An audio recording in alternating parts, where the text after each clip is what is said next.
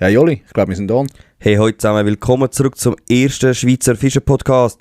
Fischverrückt! Ja, Mann! Auch von meiner Seite ein herzliches Willkommen. Und heute ist wieder eine speziellere Folge. Also, aus zwei Gründen. Ja. A, sind wir wieder im gleichen Raum. Ja, das ist schade, ja. Absolut. Ich hätte dich gerne wieder weg und gar nicht gehört. Aber egal. Ich habe mega kreative Vorschläge gelesen in den Kommentaren. Ja, ich auch. Da gehen wir nachher sicher nicht drauf ein. Ich vermisse auch etwas, aber das sage ich nachher. Ja, das weiss ich. Das habe ich letztes Mal schon gedacht. Aber ja, du weißt schon, wieso das weggeräumt haben. Und vor allem haben wir wieder einen Gast. Aber wer das ist, erfahren wir natürlich später. Erste Rubrik, Rückblick und Ausblick. Jetzt hast du letzte Woche nach der Ferie hast du nie verkackt und jetzt beim ersten Knopf drückst du Leben. Ja, mein Fehler. Aber weißt du was?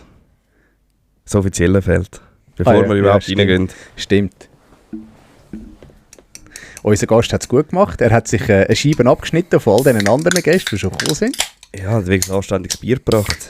Wo man herausgefunden hat, dass es ja doch auch von Heineken ist. Ja. Kommt zuerst der Gast. Cheers. Cheers. Wohl. Endlich wieder einmal ein Bier. Ja, jetzt muss eine Woche warten wegen dem. Ja. Ja. Oli, willst du mit dieser Rubrik anfangen? Jawohl, oder Kategorie? also für das die Episode 2 Tage alt ist, haben wir doch schon einige Kommentare darunter gehabt. Ja. Ich konnte nicht schauen, hat es bei dieser App auch gesponnen, wie viele das schon gelost haben. Hey, ja, das haben wir immer 0 angezeigt. Gell, bei mir Ja. auch? Okay. Ja. Hast du gut. heute schon geschaut? Ja, 0. Immer noch? Vor dem Podcast habe ich noch geschaut, ist immer noch 0 gestanden. Ja. Und ich dachte, das kann nicht sein, also wir haben doch 3 Kommentare, nein 2, wo ich darauf eingehen. Ja, es sind immer noch 0. Okay, komisch, das App spinnt in dem Fall. Ja. Erster Kommentar ist vom Lorenz Keller. Er hat sich noch bedankt bei uns auf Insta, dass wir ihn erwähnt haben. Und gesagt, ich darf gerne mit ihm Zander fischen am Kundi oder in Italien, glaube ich. Ich bin ja gespannt, ob du dann etwas... Ich meine, Holland ist ja auch wieder Kundelfingerhof, was Zander angeht. Eben ja, also ich habe das Jahr Hoffnung, dass ich wirklich mal meinen Zander fange dort in Holland. Da müssen wir nicht mehr im Podcast darüber reden, das geht mir lang auf den Sack. Aber Lorenz, danke vielmals für dein Angebot. Ich komme gerne darauf zurück, wenn es nicht sollte klappen. Und sonst können wir sonst mal gerne fischen zusammen. Sehr gut. Dann, der Kommentar hat mir am besten gefallen vom Sam. Hast du gedacht? Und zwar, Sam, das machen wir. Er hat geschrieben, wir machen einen Pappaufsteller von mir in lebensechter Größe, den wir könnten herstellen, wenn ich das nächste Mal nicht da bin. Denn ich hatte ja so lange Zeiten nach mir gehabt. Dort ist mir zwar noch in den Sinn gekommen, du hast Geburtstag gehabt und du hast ein schönes Geschenk. Ich weiss nicht, wo ich das habe. Schönes Geschenk von mir bekommen und er hat es nicht aufgestellt. Bild, ja, danke. Übrigens wegen dem Pappaufsteller, Bauproduktverordnung, also das Problem ist, Brandlast in diesem Raum ist sonst schon zu gross, also mag es ein Pappaufsteller leider nicht mehr leiden. Mega schade, sonst hätte ich natürlich sofort ja gesagt, aber... Kein Problem, der Sam, du glaubst auch Statue-Sponsoren aus Stein. Ja. Hast du noch einen, wo du drauf eingehen willst? Sonst. Nein, das wären die Ich habe noch Kommentare. einen, und zwar von der Michelle Jost-Glor. Das ist, glaube ich, nicht sie, die den Podcast hört, sondern irgendjemand anderes, glaube ich, aus dieser Familie, die haben irgendein Profil, glaube ich, geshared. Und zwar hat die Person geschrieben, lustig, ich habe gerade nach dieser Folge müssen, in Anführungszeichen, Folge 1 hören, weil die Person am Autofahren war und es kommt automatisch in Folge 1 wieder. Bei etwa 13 Minuten sagt der Oli noch, dass er noch nie einen Haken hat müssen rausoperieren. Das kann sein, ja. Und kaum aber einmal Oli mit der Familie in die Ferien, probiert dort einen Fisch zu fangen, schafft nicht einmal das und zudem haut man sich noch einen Haken ins Bein. Ja, es muss eben. Irgendwann, du wartest ein bisschen drauf als Fischen, dass das irgendwann passiert. Absolut. Das ist so. Geht mir auch so. Ich habe es zum Glück bis jetzt, halt so lange, auch noch nie geschafft. Hoffen auch, es bleibt so natürlich. Sonst der Sam macht sicher uns ein Video, wie man den Haken jetzt mit dem...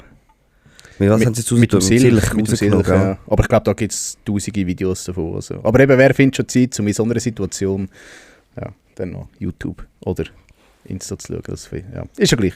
Dann habe ich noch etwas Kleines, und zwar noch einen Nachtrag. Wir haben ja darüber geredet vom Survival of the Fishes, von Hecht und Barsch, das neue Format. Und ich gehe davon aus, dass sie den Song, wo jetzt gerade der Nico abstellen wird, vom Eminem, dass sie von dort die Idee geklaut haben. Hörst du so Musik? In dem Fall? Yes. Okay. Also, hören wir zu.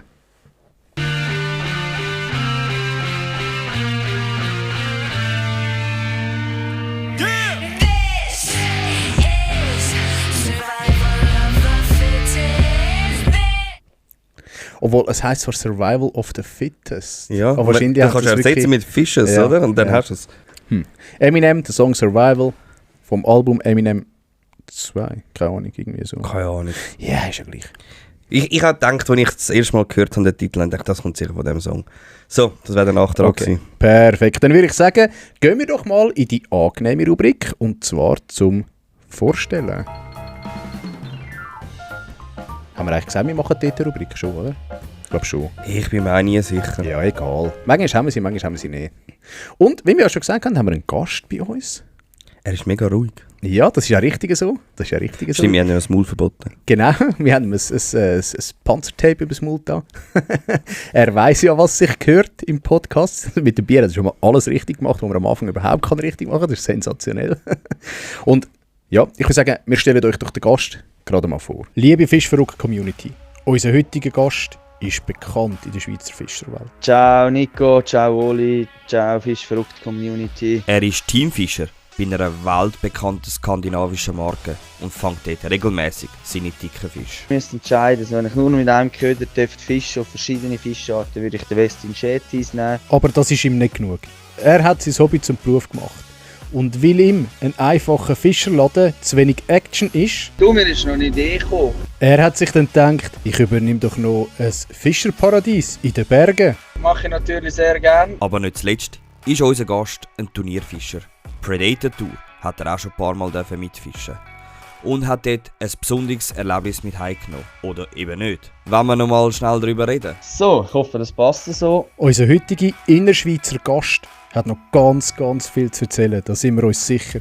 In einem Podcast war er aber bis jetzt noch nie gewesen. Jo. Aber genug erzählt jetzt. Liebe Fischverrückt-Community, begrüßt mit uns am dritten Mikrofon den Dani Odermatt.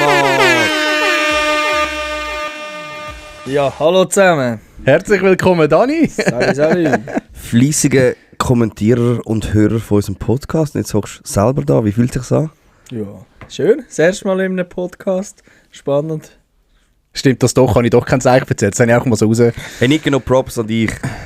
Die Line mit dem Ding, da hat er sich noch das Paradies gekauft, den finde ich top. Der Ja, ist geil das ist wirklich geschrieben. geil. Aber er ist geil geschnitten, Mann. Das ist wirklich geil geschnitten, Oli. Muss ich sagen. Warte mal geschehen. Danke, danke. Bravo, bravo. Sehr nice. Wirklich. Ja, Dani. Ich glaube, über etwas müssen wir nachher schon noch reden, aber das sparen wir uns für später. Ja, da haben wir auch noch ein paar Community-Fragen dazu. Ich ahne es, glaube ich. Willst du noch etwas ergänzen, was wir vergessen haben? Nein, soweit ist das gut so, ja. Perfekt. Dann würde ich sagen, gehen wir mal in die nächste Rubrik. Und zwar ist das... Meine Woche, deine Woche.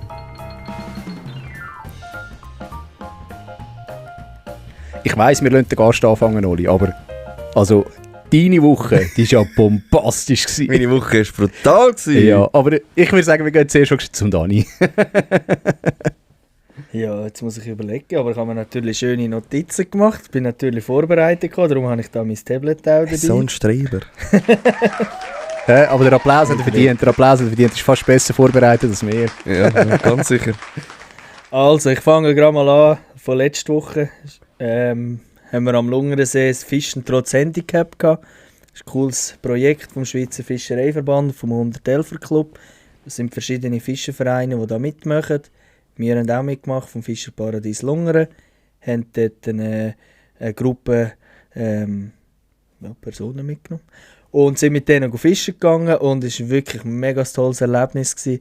Die Freude, die die Klienten, die dabei waren, verspürt haben, das war genial gewesen. Cool. Auch der Fernseher ist noch gekommen, Tele 1, und wo die Kamera gesehen haben, die sind voll ausgerastet. Also da hat es deren dabei gehabt, die haben noch Jubeltanz gemacht und haben dann auch fleissig Interviews gegeben. Es war wirklich ein mega cooles Projekt gewesen. Kann ich jedem ans Herz legen, der sich in einem Fischerverein engagiert, macht dort mit.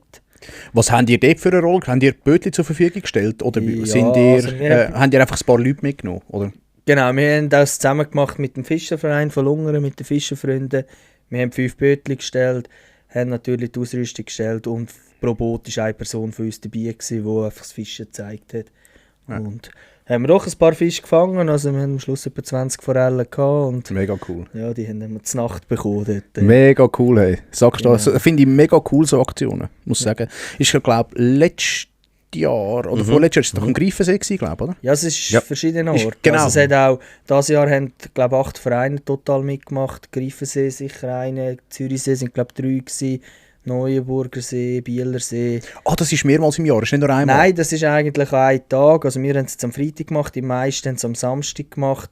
Das ist schon gedacht, dass eigentlich alle etwa gleichzeitig machen. Also das ist, Mega. genau. Stark, ja. Okay. Nimmt mich wunder, ob der Sedi, der bei uns Gast war, auch mitgemacht hat. Ja, das wäre noch Könnte spannend. es mir aber noch vorstellen. Sedi, wenn du den Podcast hörst, hau doch geschwind in die Kommentare, ob du mitgemacht hast oder so. Oder ja, mach geschwind eine Sprachnachricht, kannst du natürlich auch machen, dann können wir sie mal einspielen.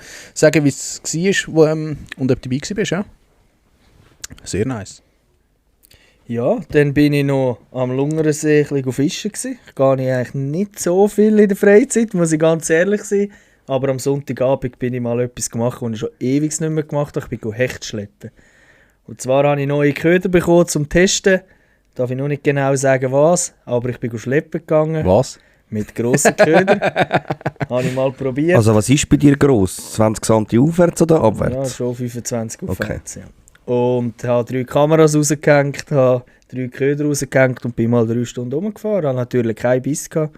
Das war mir nach 10 Minuten schon kotzlangweilig gewesen. Schleppfischer ist einfach langweilig. Sorry alle Schleppfischer, Ja. aber es ist nichts für mich.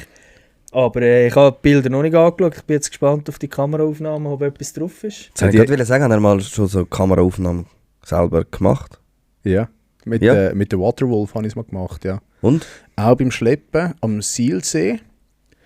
Und ich hatte einen Fisch drauf gehabt. Das ist also ganz dumm eigentlich. Ich habe den Köder rausgelassen. Und ja, das war in meinen Anfängen. So ein bisschen, ja. Habe ich den Köder rausgelassen und nachher habe ich Schluckschnur gegeben, einfach zum ein bisschen, dass der Köder ein bisschen dort bleibt, oder? Dass er nicht mitzieht, ein bisschen zum auf die Distanz kommen und dann ist die Kamera runter und die ist dann anscheinend auf den Grund gesunken und ist wieder aufgekommen. Und dann habe ich auf dem Bild gesehen, wie die Kamera runtergeht auf den Grund und dann gerade ein Hecht aufscheucht. Biss habe ich noch keinen Live-Biss gehabt bis jetzt. Ich weiss auch nicht, wo ich die Waterwolf habe. Ich weiss auch nicht, ob ich die überhaupt noch habe. Keine Ahnung. Ja.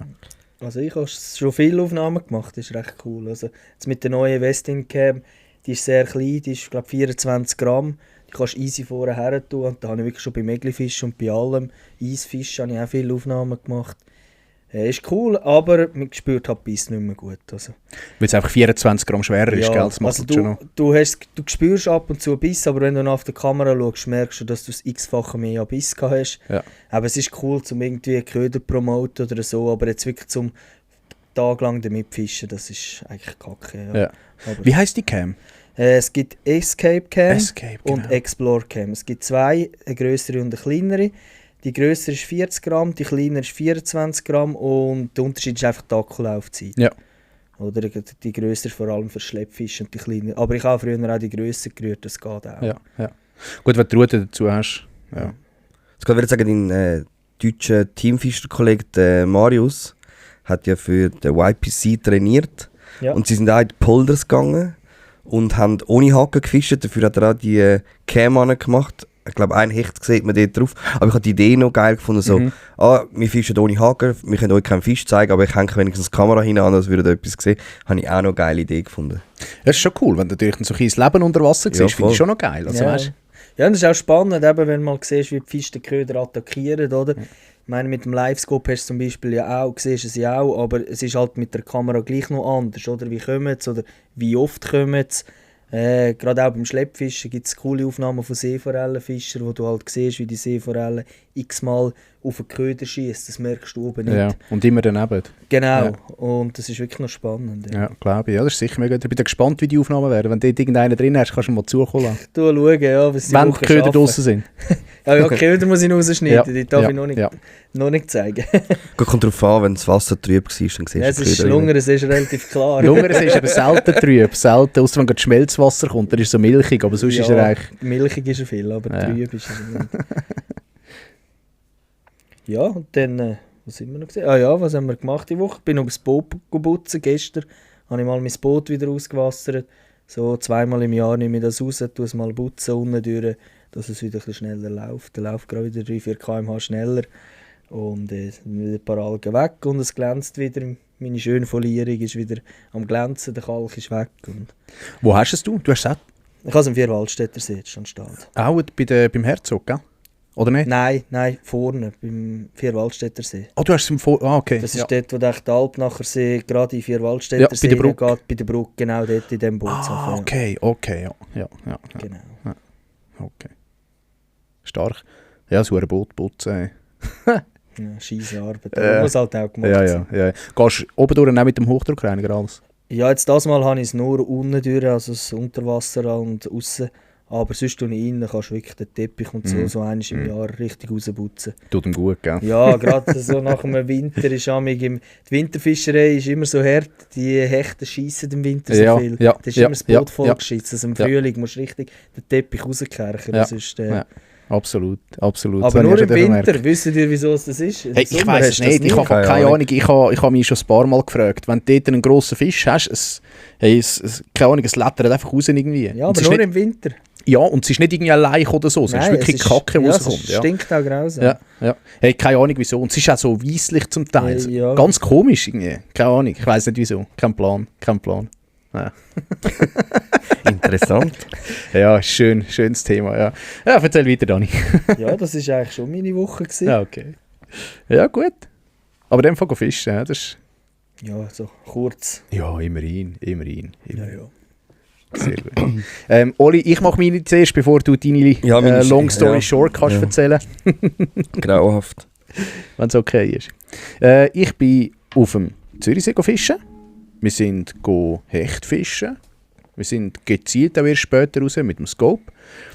Das Boot hat immer noch ein geiles Mojo. Ich finde das geil. Langsam schäme ich mich fast ein bisschen, dass ich noch keinen geworfenen Fisch auf dem Boot habe, sondern alle gescoped habe. Aber ja, das wird sich dann ändern. Am Samstag werfen, dann werde ich sicher einen geworfen bekommen. Auch wenn es so ein kleiner ist, aber hauptsächlich mal wieder einen geworfen drauf. Habe unterdessen natürlich noch das Boot fertig gebaut. Für all die das Video noch nicht gesehen haben, es ist heute über mein, also am Dienstag, wenn ihr den Podcast hört, über mein Profil raus, über mein Private. Ich finde, es ist recht geil gekommen mit dem Teppich und so. Sieht wirklich sehr nice aus. Was noch fehlt, ist eine Onboard-Beleuchtung, also die Deckbeleuchtung selber. Ich habe die Fächli-Beleuchtung, die habe ich. Und ich bin mir noch nicht sicher, ob ich hinten noch so einen Splashguard tun. Weil das Problem ist, wenn wir das zweite im hinteren Bereich vom Boot sind, weil ich einen 20 PS Motor dran habe, ist er halt doch relativ hecklastig. Jetzt mit dem Casting-Deck ist es besser geworden. Aber je nachdem, wenn eine grosse Welle kommt oder wenn du schnell hinterher gehst, dann mag ich ins Wasser schwappen. Jetzt bin ich mir mal überlegen, ob ich dort noch so einen Splashguard tun, obwohl das ist dann auch nicht auf der ganzen Länge, weil der Motor braucht ja auch noch irgendwo einen gewissen Teil am Spiegel. Ich weiss nicht, ob das wirklich auch etwas bringt. Mal, das bringt sehr viel. Schon. Also ich habe es bei meinem Boot auch. Und beim Motor hast du dann eigentlich so Gummi wie. Und da schließt ziemlich beim Motor zu. Ja. Und das lohnt sich schon. Also vor allem, wenn man in Holland und so bist. Hast du das Problem in dem Fall auch, dass wenn grössere Wellen kommen zum Teil und eben beide hinten sind, oder zwei Nasen hinten sind, lange es bei mir eben schon? Also bei mir war es halt viel beim pelagisch Fischen, wenn du halt rückwärts genau, das auch. Mache ich jetzt nicht mehr, darum ist das nicht mehr so das Problem, aber es ist auch sonst, bin schon manchmal froh gewesen drum, also die Investition lohnt sich.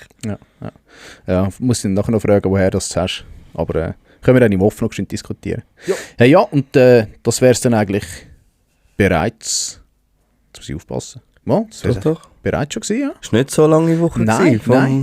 Dienstag bis am Dienstag? Nein, wirklich nicht. Oh, ich bin mit dem Kleinen noch fischen. Stark. Hey, ich habe ihn wieder mal mitgenommen. Er war am Montag krank gewesen. Also krank, am Sonntag hat er noch Fieber gehabt. Wir sagen immer, einen Tag fieberfrei muss ein Kind sein, bevor wir sie in die Kita geben. Ja, und er hat am Sonntag noch Fieber gehabt, dann haben wir ihn am Montag nicht geben können. Dann haben wir gesagt, gut, dann bleibe ich daheim, dann ist die Frau arbeiten. Und dann habe ich den Kleinen gefragt, sind wir übrigens auch das Boot raussaugen vom Freitag noch. Wir haben Pringles drauf gegessen. Übrigens, alle, die das Boot haben, essen nie Pringles auf dem Boot. Das ist top verschissen. Die sicher bleiben kleben mit dem Wasser des Grauens. Die musst du wirklich gut abkratzen. Da habe ich gesagt, was willst du machen? Und dann sagt der Kleine fischen. Dann habe ich gesagt, ja, so gut, dann gehen wir doch fischen. Und dann sind wir Egli fischen. Und das doch ein Egli habe ich rausgebracht, ist dann aber wieder runtergepurzelt. Klassischerweise natürlich keinen Käster mitgenommen. Und das zweite hat dann einfach noch gebissen, habe ich bis ans Land gebracht. Und dann ist es hat sich es nichts Grosses gewesen. Halt so ein verzweifelter Egli gewesen. Aber ist gut, ich habe meine ersten 2 Egli gefangen dieses Jahr. Stark. Ich als passionierter Egli-Fischer. Und der Kleine hat Freude gehabt. Er hat sehr viel Stein ins Wasser reingerührt und die Fische haben das so gleich gebissen. Also eben, so Stein ins Wasser reinrühren. Ja, Das ist doch sicher auch so ein Mythos, oder? Ja, ich habe das Gefühl. Klar, wenn es natürlich gerade hinten anschwimmt und es geht ein Stein, dann gehe ich schon davon aus, dass sie weggehen. Aber ich sage jetzt gerade ein Segel, das du von der Kante her und durchholst, wenn es dann beißt, ja, glaube ich nicht, dass... Also, ich weiss nicht, ob es wirklich so viel ausmacht. Ich würde es nicht gerade präferieren. Also wenn einer nach mir über Steinswasser rührt, würde ich sagen, hey, kannst du bitte aufhören, das ist mein Sohn natürlich, dann ist es etwas anderes, weil dann hat er Freude und ich habe auch Freude, weil ich fischen darf. Dann jetzt gerade eine Story dazu. Also ich habe mal einen Kunden bei uns am Lungerensee, der hat ein Boot gemietet, da bin ich das ihm erklären an Steg ab. Der kommt er mit einem Kessel voll und hat einfach so ganz feinen Splitkies drin, den du brauchst im Winter, um die Wege eisfrei zu machen oder runterrutschig. Die haben gefragt, was machst du mit dem? Dann hat er gesagt, ja, mit dem tue ich die Forellen anlocken. Wenn ich das reinrühre, das ist wie Futter, oder? Dann haben die das Gefühl, dass von der Zucht... Ja. Okay. Ja, aber du... Hat er voll gehabt wenigstens? Oh, das weiss ich nicht mehr so Weisst genau. Ich habe ihn ein bisschen ausgelacht. Also.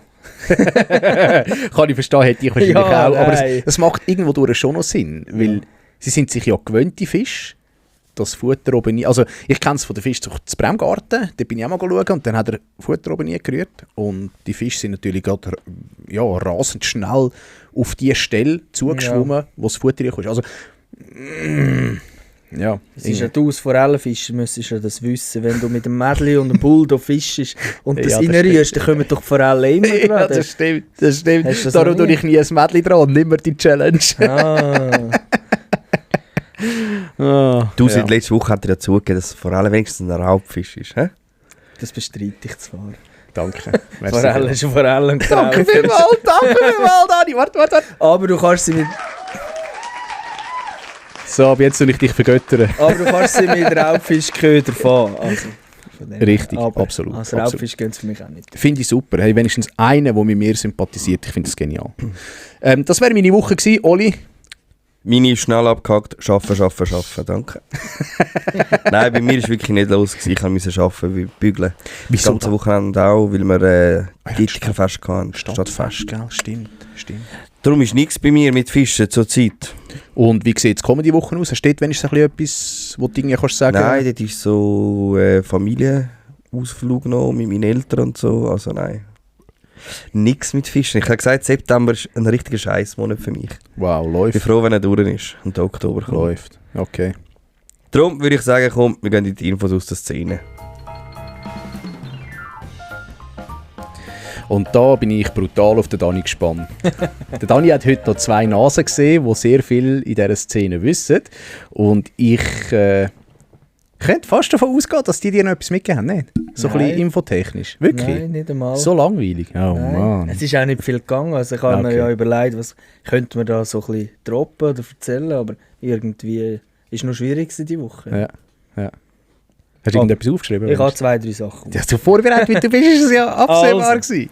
Wir fangen mal an, was ich gesehen habe auf dem Instagram oder Facebook von Sebastian Hennel. Der hat einen offenen Brief geschrieben an Fischereiverband von irgendwo, weil sie jetzt über das Live-Scope-Verbot diskutieren an der Bleilochtalsperre.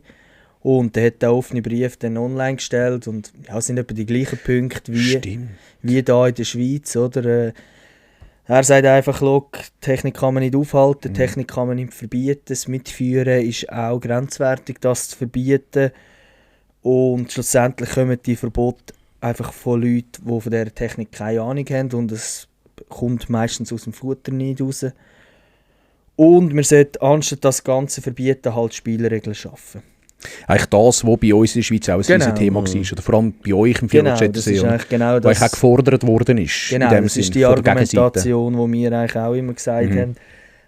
Und es ist halt auch dort, glaube ich, es geht relativ schnell und andere Gesetze wie Fangfenster und so, die sinnvoller wären, werden immer rausgeschoben. Und ja, das geht nicht so schnell, aber in solchen Sachen geht es dann plötzlich schnell. Mhm. Und der Dialog wird halt nicht gesucht. Ja. Wie sieht das eigentlich? Kleine Zwischenfrage. Der Hell übrigens, der hat auch einen Bericht mal gemacht im Petri Heil, wenn es mir recht ist, gell? Über das Live-Scope, habe ich Das gemeint. kann Über das sein. Live-Sonar.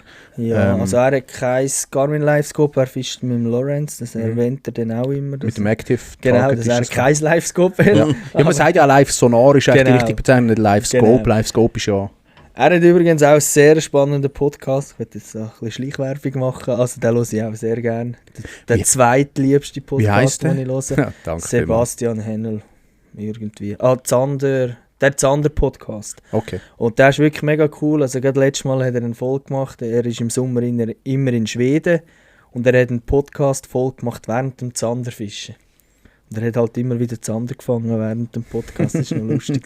Auch wenn du nichts siehst. Ich sehe es nicht, Kannst du- ja, aber aber es kannst ist du- mega spannend. Und er hat, glaube ich, irgendwie 30 Folgen und hat, glaube ich, afrikanischen Gast gehabt. Und er redet immer allein und er redet 1,5 Stunden durchs Band und es ist wirklich spannend. Stark. Das finde ich eben noch krass. Oder habe ich einfach Respekt vor Leuten, die das Ja. allein machen. Ja, Ich kann mir jetzt das nicht vorstellen, allein so einen Podcast zu machen. Ich stelle es mir recht monoton vor. Ja. Ja, er hat halt ein brutales Fachwissen. Also, wenn du, Oli, alle die Folgen hörst, dann gumpet dir Zander zu Holland. Super. Ich habe gerade gedacht, das mache ich doch noch. Nein, einfach wirklich, kann ich jedem Zanderfischer nur empfehlen. Hört den Podcast, der lernst brutal viel auch über das Verhalten des Zander. Und also der Typ, der denkt wie ein Zander. Das ist Unbedingt echt mal krass. hören, ja. Ja, muss ich auch mal machen. Nehmen wir gerade vor, auf nach der Ferien. Ich gehe jetzt in die Ferien und dann habe ich ja genug Zeit zum Podcast zu hören. Das ist schön. Gut. Was geht eigentlich bei euch im Sinne von... Kannst du dort etwas sagen? Nein, da weiss ich auch noch nicht. Weiss Die nicht. Klage ist vor Bundesgericht und Aber ist auch noch nicht mehr draus in Nein. dem Sinn. Man weiss einfach, es wird abgelehnt, aber... Also abgelehnt, das Verbot wird eingehalten, mehr oder weniger, nehme ich mal an. Hörst du nicht irgendwie etwas? Also, ja, es hat schon den einen oder anderen Verstoß gegeben, der geahndet worden ist. und das führt wirklich zu einer Busse, das ist rechtskräftig. Das weiss ich nicht ganz genau. Also ich kenne die Person nicht. Das sind auch so Sachen, die man halt hört. Ja. Ich weiss jetzt aus anderen Kantonen, es gibt glaube ich auch noch Leute, die gleich rumfahren. Also man sieht es ja relativ Ja. auffällig. Ja. Und ja. Muss jeder selber wissen. Ja. Ich Wir find's wollen da nicht- nicht dazu aufrufen Nein, oder so. ich finde es überhaupt gar nicht korrekt, wenn man es macht. Ja. Ich finde das Verbot nicht korrekt, aber es ist so, wie du Ja. sagst, ich finde es auch nicht korrekt, wenn man es dann gleich macht, weil schlussendlich wird man ja nicht irgendwie als Sünder Genau, da sein, in dem Sinn. Oder? Also, ja.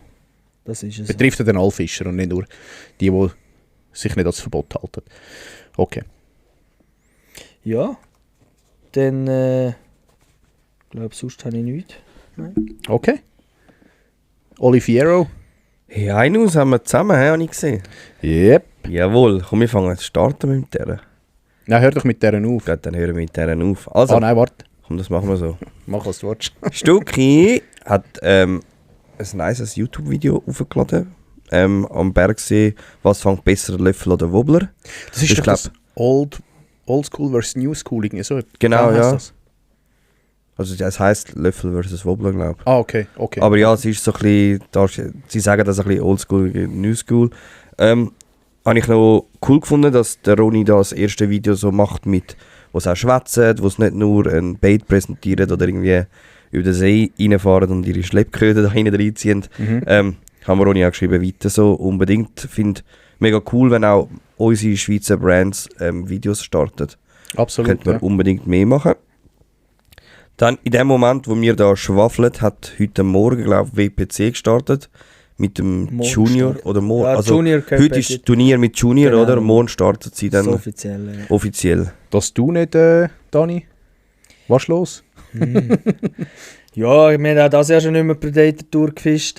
Ist gerade gut mit Turnieren und WPC hat mich eigentlich so nie gerade gereizt. Ja. Okay. Dann Nico, hast du das gesehen? Maximus hat eine Rolle, Minigun. Ist mir vorgeschlagen worden. Ja, aber ich darf noch nicht mehr dazu sagen. Okay, schade. Anscheinend. Ich habe gefragt. Gut. Ich habe es nicht gesehen. Ich finde, ich muss ehrlich sagen, die Rolle von Max... Die Route finde ich geil. Die Rolle finde ich... Ja. Also ich habe sie mir nicht weiter angeschaut. Sie überzeugen mich nicht. Also ich habe, bin mir nicht mal sicher, ich glaube, ich habe eine da oder nicht mehr. Ich finde sie nicht so... Ja, es ist so ein bisschen... Ja. Es ist so ein bisschen ein Budget entsprechend, sagen wir es so. Ja. Okay. Es ist das wert, was sie kostet, nicht mehr. Ja. Das ist so ein bisschen mein Eindruck. Gefischt habe ich sie noch nie. Ich kenne aber doch den einen oder anderen, der sie fischt und der zufrieden ist auch schön. Ich habe einfach das Gefühl, sie ist das wert, was sie kostet, nicht mehr. Also wenn sie 28 Franken kostet, ist sie 28 Franken wert und fertig. Ja, meine Einstellung. Gut, mehr wollte ich nicht wissen. Dann haben wir YPC-Gruppe D, hat es jemand schon geschaut? Ich bin auch nicht dazu Ja, gekommen. natürlich. Ja. Ich weiss einfach, dass dein deutscher Freund damit fischt.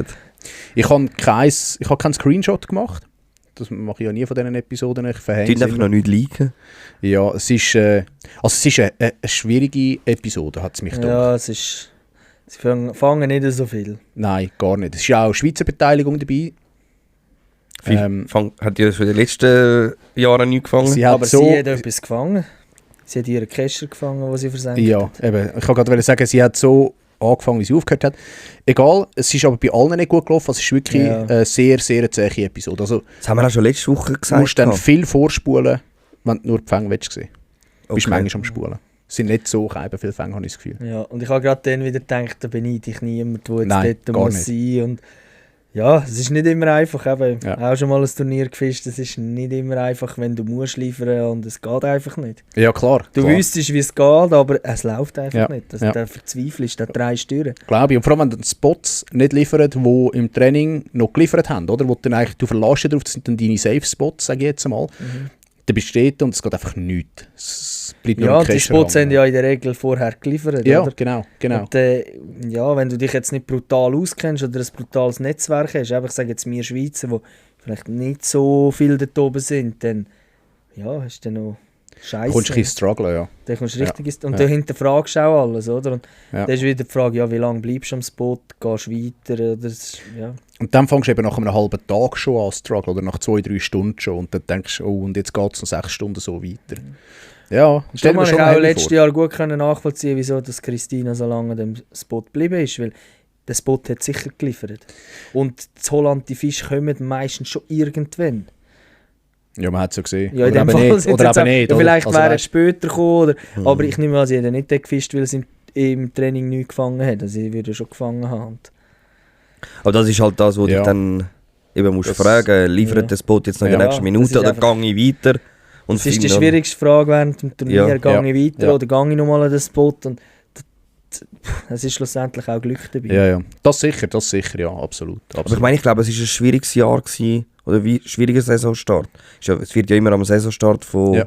von Holland gedreht und die kapitalen Fänge sind bis jetzt noch ausgeblieben. Ja, absolut. Also wir haben jetzt Ja, noch nicht so... also es sind ist ja schon in der, kein in der, PB geknackt worden, oder? nein, das nicht, Ja, aber in der glaub Gruppe nicht. A oder B sind, glaube ich, schöne Zander gefangen worden vom Roman. Jawohl. Der hat, glaube ich, irgendwie 2-3 schöne Zander mit den Toppis gekriegt, mit Ja, Skeletonius dort dort unter der gehabt. Brücke. Genau, mit dem Dropshot, schön langsam geführt. Ich glaube, es kommt auch ein bisschen auf die Technik drauf an und halt, ja, der Spot ist einfach matchentscheidend, oder? Ich Und- glaube, dieses Jahr sind es Brücken, hocken alle unter der Brücke. Habe ich auch das Gefühl, ja. Habe ich auch das Gefühl. Ich bin gespannt, wie es dort weitergeht in dieser Gruppe. Ich bin gespannt, wie stark das die fängt. Welche Gruppe A oder Gruppe, Gruppe D. D? Gruppe D jetzt. Weil dort ist es wirklich, ja. Sag schnell, wer alles mitfischt.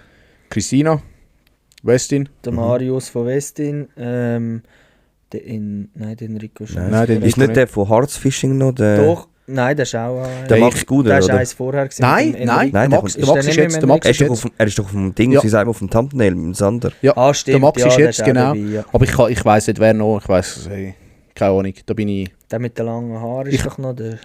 der war letzte Eule? Episode gewesen. Nein, Ah, der, der ist der, auch der, letzte der, gewesen. Ja, der, ich habe, Dings da, der bei drei- Italiener oder so, der Franzose, was es ist. Ja, Oder Spanier oder so, genau. Spanier, Der ist Fisch- letzte Episode Fisch gewesen. ab oder so. Der Cerveza. Fischas. Der Cesar, der ist in der letzten Cesar, Gruppe. genau. Ja. Hey, ich weiss nicht wer. Mit Namen habe ich es nicht so. Gut, Ja. nächste Woche sind wir wieder besser vorbereitet. Ja, ja, Ja. absolut. Ich Dann will- haben wir auch schon. Ich schaue es immer so Zweites. nebenbei mit einem Auge. Ich eben Darum auch. Auch Ich eben Fang, ich frage mich, ob jemand hast du den gesehen? Ich so, ja, ich glaube schon, aber ich habe es Ja, nicht genau, ja, wahrgenommen. genau. So geht es mir auch. Ja, Dann kommen wir wieder zurück in die Schweiz. Und zwar Toppis haut recht einen raus. Jetzt kommen zwei neue Köder. Einmal der Wormius, genau. wo diese Woche hoffentlich kann stark gehen. Also wenn ihr den Podcast hört, Also, sollte eigentlich der Release draussen Ich sein. habe ihn bestellt. Und bis ihr den Podcast hört, habe ich den im Lager. Haben wir den Robin versichert. Ich gehe nächste Woche an den Gardasee und ich habe den dabei. Da bin ich überzeugt. Den habe ich. Das ist Niemand der Käfer, oder? Nein, das ist der Wurm. der Ah, Wurm. ist das der Wurm? Unbedingt mitnehmen. Ja. Logisch nehme Also ich ich den. habe auch schon Videos gesehen von dem, vom Robin. Der Sieht ist- hure geil. Ja, der Robin hat ein geiles Ja. Video gemacht, wenn er so einen Der Maul ist hat und richtig- dann kommt so ein also- geiler Sound, wenn er so dance. Da habe ich schon ein paar böse Ideen gehabt mit Ja. dem, ich glaube. Ja. Der Also- könnte- Und ich glaube, es gibt etwas mit dir, dem Robin, und mit mir vielleicht als Kameramann. Können wir aber noch nicht mehr Vielleicht. sagen. Habe ich auch Spielst schon, du Projektplanung? habe ich auch Spielst schon du mit den ihm Bruno drüber oder den Kameramann? Genau. Dann, der, jetzt, oh bitte, ich sage es jetzt richtig, der Waschbius Waspius.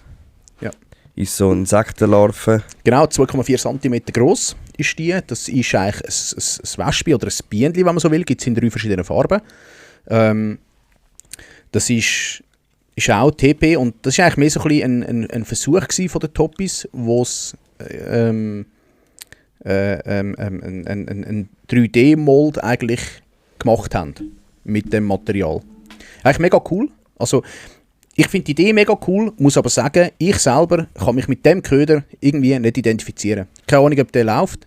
Das ist schon klar, dass du das wieder nicht kannst. Aber nicht wegen Forellen, Nein, sondern... ich glaube auch, du fängst Späß, Alet und nicht nur Forellen drauf. Ganz sicher. Mensch, ich weiss es nicht. Also, wenn du mit dem Robin redest, der schwärmt von dem Köder. Also, das ist... Und der kannst du eben, das Geile finde ich ja, den kannst du auch zum Flügelfischen brauchen. Ja. Und der ist brutal auftreibend. Also, mega nice. Ich bin gespannt, wenn ich ihn in der Hand habe, wenn ich ihn da habe. Oh, die Diskussion möchte ich dann hören. Wenn du einem Flügelfischer erzählst, du kannst den Gummiköder Ja, zum Flügelfischen hör auf, nein, lieber Dann nicht. machst du wieder ein riesen Fass auf. Ja, bin ich auch, habe ich auch das Gefühl. Das Ja, ist ja habe wie ich auch mit das dem Gefühl. bebleiten Streamer.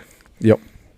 Aber nichtsdestotrotz, der Robin hat noch eine Sprachnachricht gemacht. Und zwar, ich will da noch schnell anfügen, Nailsinkers sind auch gekommen.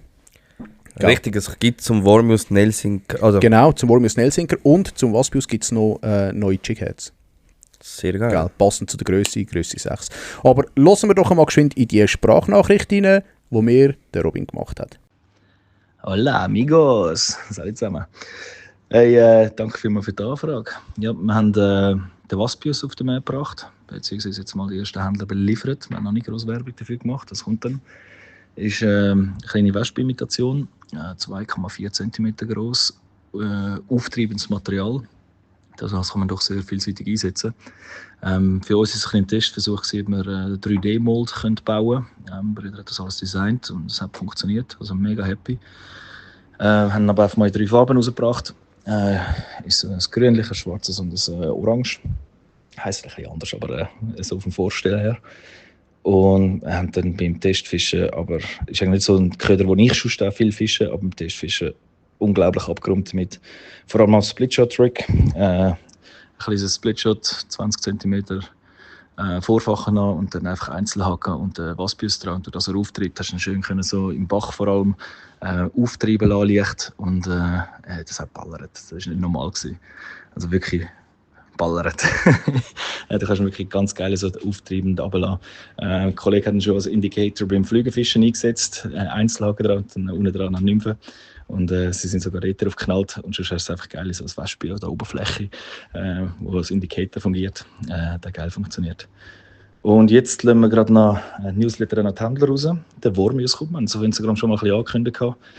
Ist eine Wurmimitation. Passend dazu bringen wir Nailsinker auf den Markt, Tungsten Nailsinker. Weil der Wormius auf beiden Seiten ist vorbereitet mit Kanälen, wo man Nailsinker reinstellen kann. Es hat einen Weedguard hinten drauf, dass man mit Offset-Haken fischen kann. Wormhooks. Und ist auch auftreibend. Du kannst am Free-Rig perfekt fischen. Carolina kannst du perfekt fischen. Treibt immer leicht auf, aber kannst eben auch wacky fischen durch Nailsinker. Mega vielseitig einsetzbar. Wahrscheinlich die erfolgreichste Testphase, die ich je hatte bei einem Köder. Als ich meinen ersten Wurf damit gemacht habe, ist direkt ein 46er-Regel rausgekommen. Ich glaube, so erfolgreich sind wir noch nie mit dem ersten Wurf gestartet. Und am Bach, der erste Wurf, hat gerade einen 60er Vorhalle gegeben. Also, es ist wirklich... es startet nicht immer so in der Prototypenphase. Oder in der Endphase der Prototypen. Das ist wirklich einfach ein Highlight gewesen. Richtig, richtig cool. Bin gespannt, was die Leute finden davon. Es hat 8 Stück in der Packung. Wir haben eine neue Packung gemacht beim Waspius und beim Wormius, das wieder verschließbare Boxen drin hat. Also, dass man nicht irgendwie nur rein Plastikdinge hat, sondern es ist eine Kartonbox mit einer wieder verschließbaren Box drin, wo man auf und zu kann klappen kann. Und alles schön klein, kompakt, dass man nicht viel muss mit das Wasser nehmen muss. Und sie heben ewig. Also macht wirklich mega Laune mit denen zu fischen, weil sie auch vielseitig einsetzbar sind und aufs Auftreiben.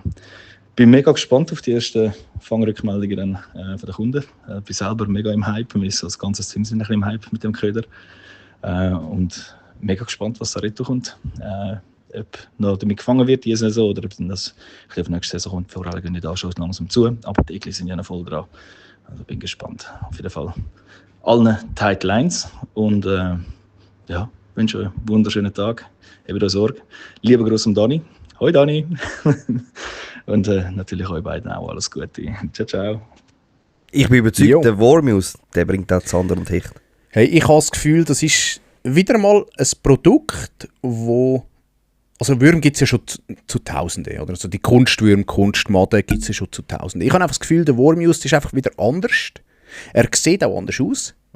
Und er ist aus anderem Material. Er ist auch aufgetrieben, er ist geflavored, also er ist gesalzen. Obwohl nicht so stark, wegen dem auftreibenden Part, weil je mehr Salz auf dem Köder, desto schwerer wird er halt auch. Aber ich glaube, das könnte bei überfischten Gewässern, vor allem im Bereich Egli, ein rechter Gamechanger sein. Und vor allem auch, wenn die Egli so ruhig sind wie jetzt aktuell. Aktuell ist es sehr ruhig bei den Egli, denkt es mir. Ich habe das Gefühl, das könnte ein Gamechanger sein. Ja. Ah, was würdest du jetzt fischen als Profi-Finesse-Fischer? Hey, ich würde glaube ich, Wacki fischen. Ja. Mit einem Nailsinker drinnen. Einfach auf einer Seite. Und dann so ein bisschen über den Grund züpfeln. Oder, was ich mir eben auch, also was ich gute Erfahrungen gemacht habe mit so Würmern, ist am Split-Rig. Ich habe gar nicht gewusst, was Split-Rig heisst. Ich habe einfach immer gesagt, nimmst das Vorfach, tust einen Wurm dran, einen Kunstwurm, einen Offset-Haken oder einen Dropshot-Haken und nachher tust du einfach hinführen, beim Snap tust du ein Playli dran knipsen. Die älteste Montage, die es gibt. Das ist für mich Bachmontage. Das ist für mich Bachmontage so. So haben wir habe ich in der Anfangszeit, als ich noch da in der Innerschweiz bin, Bachfischen mit dem Adli, habe ich das so gemacht, habe ich das 1 Meter Vorfach genommen. Und da habe ich einfach ein Play an die Hauptschnur, aber auch nicht da. Das ist, wenn ich es abreisse, muss ich nicht immer das Play neu dran tun. Und ich habe beim Fluo keine Sollbruchstelle oder beim Hakenvorfach. Sondern ich habe dann einfach an der Schnur und an der geflochtenen Schnur das Play. Oder die geflochtene Schnur hat ja einiges mehr, was so dran bleibt. Und dann das Matli vorne dran. Und so habe ich eigentlich viel gefischt und auch gut gefangen. Und so würde ich dann wahrscheinlich auch den Wurmjus fischen. Also, aber so eben, fange ich immer an vor aller Saisoneröffnung. Glaube ich dir. Funktioniert. 100%. Ja. Und eben, ich glaube, da kannst du so viele verschiedene Arten fischen. Auch im Dropshot. Im Dropshot. Stimmt mir auch recht geil. Da könnt ihr auf einen geilen Köder einstellen. Also wirklich, wenn die Läden kommen, kaufen gerade alles leer. Absolut. Nebst dem, ich finde es auch mega wieder kreativ von Topis, dass sie jetzt eine Verpackung machen, die du wieder kannst verwenden das und nicht einfach geil. wieder in den Abfall wandert. Das finde ich geil, weil vor allem die Verpackung, den Karton kannst du fortrühren, dann kannst du die Kartonsammlung geben und die Verpackung kannst du nehmen und du kannst dort nachher den ganzen Terminal-Scheiß reinbiegen. Weißt du, kannst du hast ja nicht nur eine Packung mit diesen Würmern und wenn die mal leer ist, dann kannst du einfach nachher mal Playli reinbiegen, mal Höckli reinbiegen, mal weiss ich was und das finde ich aber schon recht geil. Also, ja, ist wieder etwas überlegt. Ja, ich bin gespannt, wie das mit dem Wurm kommt. Eben, Wurm ist ja nichts Neues für uns, nichts. Aber ich habe das Gefühl, es wird völlig unterschätzt. Also du siehst es ja selten, außer jetzt im Bassfishing-Bereich. Aber da, ich sage jetzt mal in der Schweiz oder so im deutschen Raum, wird ja nie mit Würm gefischt, also mit künstlichen Würmern. Und ich glaube, wenn das Marketing stimmt von Topis, was ich denke, dann könnte das schon einschlagen. Absolut. Weil ich sage immer, also das merke ich jetzt als Händler, oder, wir würden Allport würde mir neues Zeug vorgestellt und neu erfinden kann man nichts. Das Einzige, was man besser machen kann, ist das Marketing. Nice. Sehen wir das beste Beispiel. Das perfekte Beispiel, ja. Das Marketing muss stimmen und dann verkaufen wir als Fischerläden auch das Zeug gut, oder? Und wir haben schon so viele geile Sachen bekommen. Jetzt auch der Wurm, ich finde den richtig geil. Aber es kann sein, dass der in einem halben Jahr bei den Läden rausfliegt, weil er einfach nicht gekauft wird. Und dort ist halt wichtig, wirklich dann von Topis, dass sie geile Videos machen. Ja, aber ich habe das Gefühl, das liegt auch am Händler natürlich noch ein Stück weit, gell? Weil schlussendlich... Ja, aber der Händler kann nicht jedes Produkt, also wenn du einen grossen Laden hast, kannst du nicht jedes Produkt bewerben. Das kannst du nicht, richtig. Du bist darauf angewiesen, dass eigentlich die Leute reinkommen und schon ein bisschen weit vorinformiert sind. Klar kannst du, aber das ist dann wieder dein Persönliche. Was findest du geil und das empfiehlst du auch. Richtig. Aber eben, das ist ja der springende Punkt dann, aus meiner Sicht, oder? Dass du als Händler wirst du so viel gefragt, hey, was würdest du empfehlen? Ja. Oder? Also gehe ich jetzt bei dir auch mal davon aus, wenn du im Laden bist. Die Frage höre ich 100 Mal am Tag. Eben genau. Und das ist ja dann genau der springende Punkt, oder? Entweder verkaufst du etwas, wo du kannst dahinter stehen und sagst mal, das finde ich geil. Es gibt auch solche Händler, die sagen, ich verkaufe dir einfach das Teuerste. Also, das sind meistens die nicht so lange leben. Habe ich auch schon erlebt, der lebt immer noch. Tja, egal. Und ich finde, das ist dann so ein bisschen der Punkt, wo du kannst eigentlich den Einfluss nehmen oder zumindest den Einfluss ein bisschen kannst bringen und kannst sagen, hey, probier den Wurm, probier es aus, glaub mir, es der fängt, wenn du vielleicht selber schon gefangen hast, wenn du halt noch nicht gefangen hast damit, ja, dann wird es schwierig, aber ja, ich glaube, das macht schon noch, hat schon noch einen rechten Impact. Ja, aber eben, du musst überzeugt davon. Ja. Ich sehe es jetzt bei uns im Laden, wir sind 5 Leute, die arbeiten. Und jeder hat einen anderen Favorit. Mhm. Und du hast auch teilweise gemerkt, wenn es Mitarbeiterwechsel gibt, hast du plötzlich ein Produkt nicht mehr gut verkauft. Oder eins läuft plötzlich wieder besser. Und wenn du es mal hinterfragst, dann merkst du, das ist dem seine Lieblingsroute gewesen. Darum haben wir die super verkauft. Das ist brutal, was das ausmacht. Das glaube ich, ja. Das glaube ich. Und da gibt es auch gewisse Marken, oder ich sage gewisse Aussendienstmitarbeiter, die das checken. Die sagen, schau, ich gebe lieber in denen, die in den Läden arbeiten, ein paar Gratis-Samples, als irgendwie ein paar Teamfischer da, die sich aufgeilen einfach engagieren. Weil die es verkaufen müssen, sind die im Laden. Und wenn der so davon überzogen ist, dann verkauft er das auch. Und das ist das beste Marketing. Ja. Absolut, absolut. Nebst dem finde ich, hast du schon auch recht, Dani, und da können wir schon noch Scheiben abschneiden in der Schweiz von Nice. Einfach wie sie die Leute auf etwas hypen und auf etwas geil machen, dass das Produkt kommt irgendwann und du musst es unbedingt haben und sie fangen so krass damit. Das machen wir schon noch ein bisschen zu wenig stark. Aber ich bin gespannt, wie lange das Konzept funktioniert. Weil ich weiss jetzt schon von meinen Kontakten ein bisschen im deutschen Raum, gibt es schon jenste Händler, die nicht so Freude haben an dem ganzen Marketing. Weil, das sehe ich auch bei uns im Laden, es gibt einen brutalen Hype, du musst das Zeug haben. Und wir haben viele neue Sachen haben wir wieder ausgemustert in unserer Wühlkiste. Du kannst es einiges bestellen und dann darfst du es nicht mehr nachbestellen, weil sonst sitzt du auf dem Zeug, weil es kommt ja wieder Neues. Lieblingsköder, das ist für mich das perfekte Beispiel. Sorry. Ja gut, zwar, das ist in meinen Augen schon fast ein Köder-Klassiker. Ja, aber also wenn du irgendwie nach Hamburg oder so gehst, der Fischer, ja, inzwischen gibt es auch Imitate, aber vor 15 Jahren bin ich viel auf Hamburg und da haben alle nur Lieblingsköder gefischt. Ja, aber der hat auch so ein geiles Marketing gemacht. Der hat so, ja, das ist der Erste, der das gemacht hat. Ja. Genau, der mit dem angefangen. Das ist eigentlich ganz ein blöder Gummifisch. Das ist einfach ein Gummifisch. Das ist eine von der ältesten Formen, die es gibt. Ja, und der stinkt, weißt du? und der hat Marketing betrieben und hat gesagt, das ist für Sonne, das ist für Regen oder trübes Wetter, trübes Wasser, klares Wasser, etc. Oder? Ich habe so meinen ersten Zander gefangen in Holland, weil ich auf das Ding gelost habe. Und es hat funktioniert, oder? Mittlerweile, Lieblingsköder? Nein. Also, letztes Mal hat mich einer gefragt, ob ich noch Lieblingsköder will. Er hat sie dann am Fischerverein verschenkt. Nein, sorry, für mich, nein. Aber das ist genau das, oder? Ich hatte gerade kürzlich einen Vertreter von Rapala bei uns im Laden gehabt, der hat mir die Chiköpfe gezeigt. Er hat gesagt, schau, die Chiköpfe würden wir jede Woche anbieten. Der hat gesagt, ja, aber unsere sind anders. Die haben Rapala Chiköpfe gemacht, coole Verpackung, das macht schon viel aus. Da steht drauf, das ist für Gummifische in der Länge von 7 bis 9 cm. Jede Verpackung ist beschriftet, oder? So lange Gummifisch. Und es gibt dazu noch so einen Kleber, so wie ein Maßband, und dann kannst du den Gummifisch draufheben und zeigst dir gerade an, du brauchst so Chiköpfe in dieser Größe.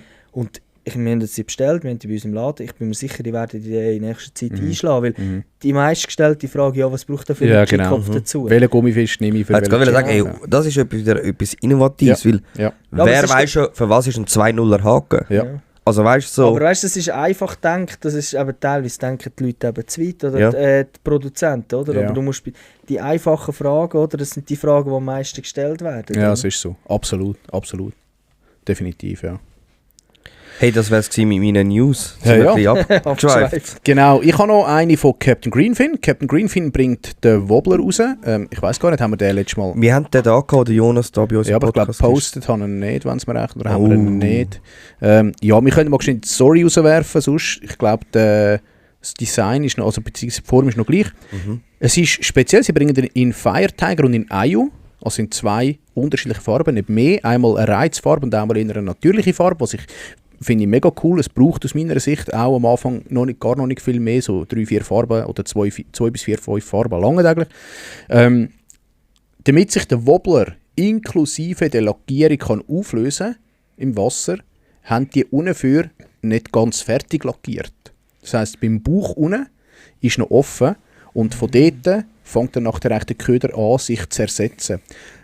Bis der sich aber zersetzt, braucht das ein Moment. Also das ist nicht gerade ein Köder wie der Gummifisch, wo du einmal Fisch ist und nachher weg tust, sondern es braucht, jetzt bin mir nicht mehr ganz sicher, ob er Monate oder Jahre gesagt hat, bis er sich dann zersetzt. Also doch eine längere Zeit, weil es halt doch ein stabileres und ein festeres Material ist, was ich eigentlich mega cool finde, was eigentlich auch eher in die Richtung abzielt, wo wir uns so ein bisschen bewegen wollen, oder?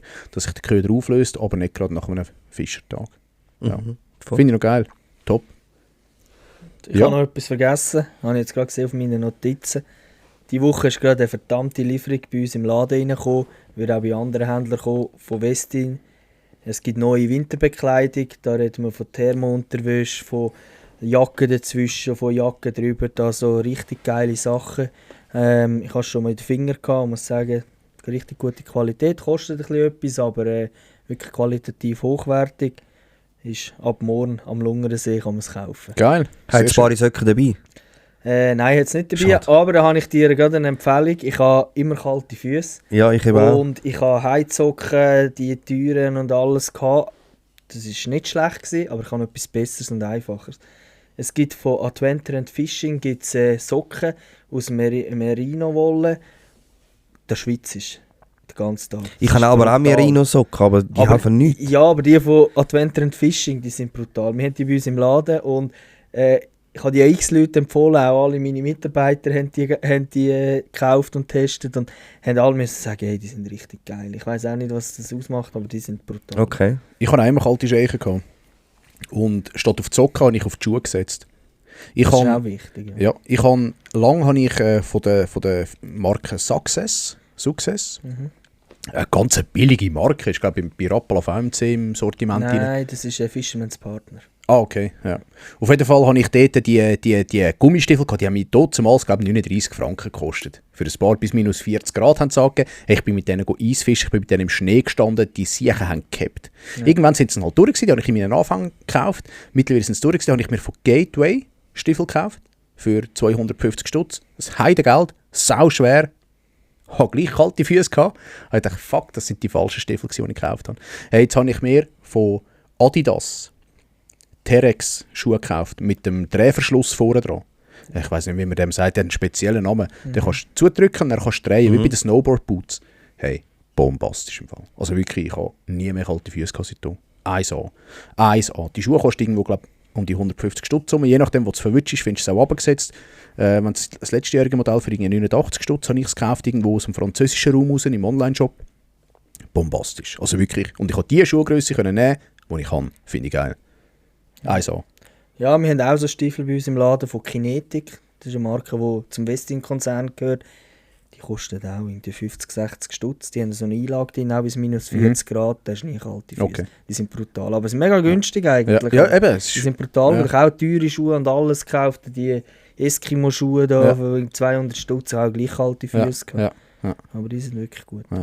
ja, sehr nice. Ja, perfekt. Dann Dann sind wir schon mit drin gewesen, aber ja. tun wir gleich noch den Jingle einspielen zum Thema.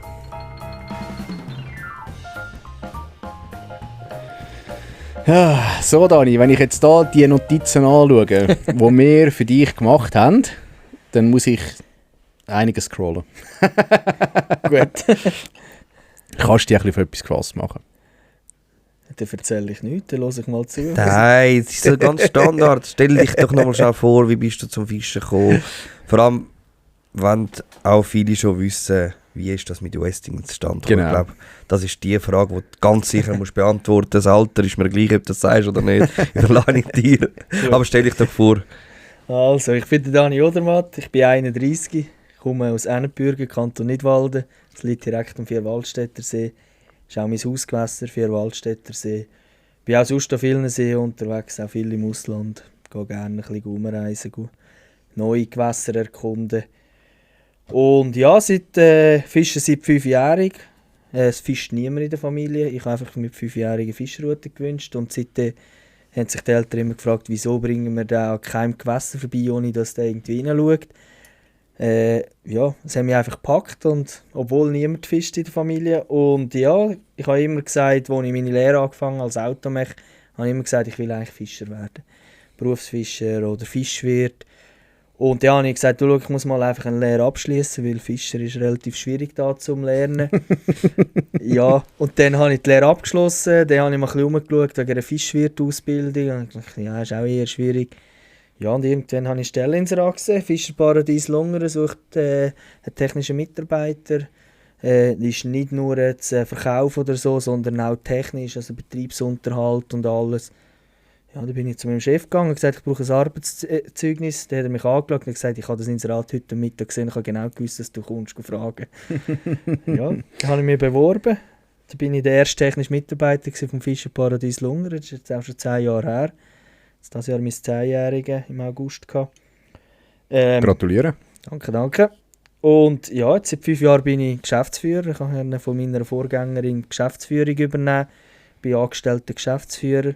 Ich bin nicht der Geschäftsinhaber, so wie es immer wieder behauptet wird im Internet. Ich bin angestellt, es ist eine Aktiengesellschaft und ich bin als Geschäftsführer angestellt. Und ja, seitdem ist das Hobby mein Beruf. Schon geil.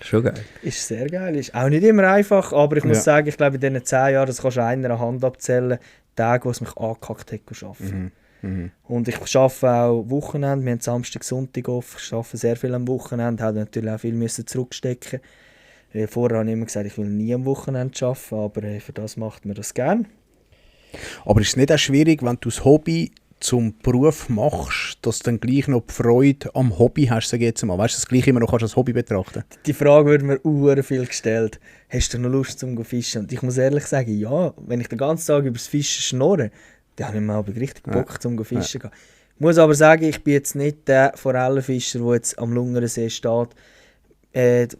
Ja, gerade wenn du da oben schaffst und alle kennst und so, hast du gar nicht so Lust. Also am Lungersee fischen gehe ich nicht gerne privat, weil erstens kennen dich alle und du bist den ganzen Tag dort. Ich brauche schon den Abstand an ein anderes Gewässer. Das ist wie beim Grillieren. Wenn du den ganzen Tag am Grillieren bist, isst du am Abend nicht auch noch Wurst, sondern hast eher Bock auf Pizza oder Lasagne. Ja, ich glaube, das ist schon das, ja. Ja, und jetzt bin ich auch schon Teamfischer bei Westin, auch schon ein paar Jahre.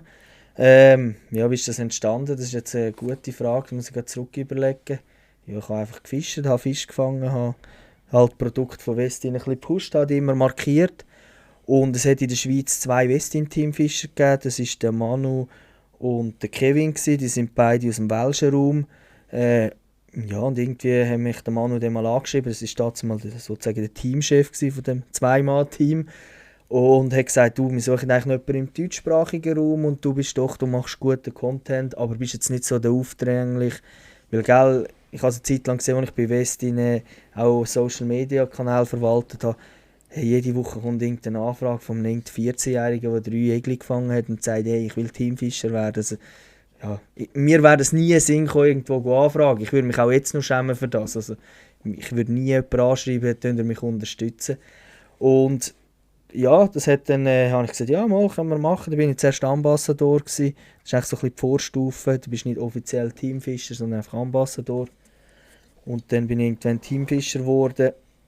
Und dann haben sie das Schweizer Team eigentlich aufgelöst.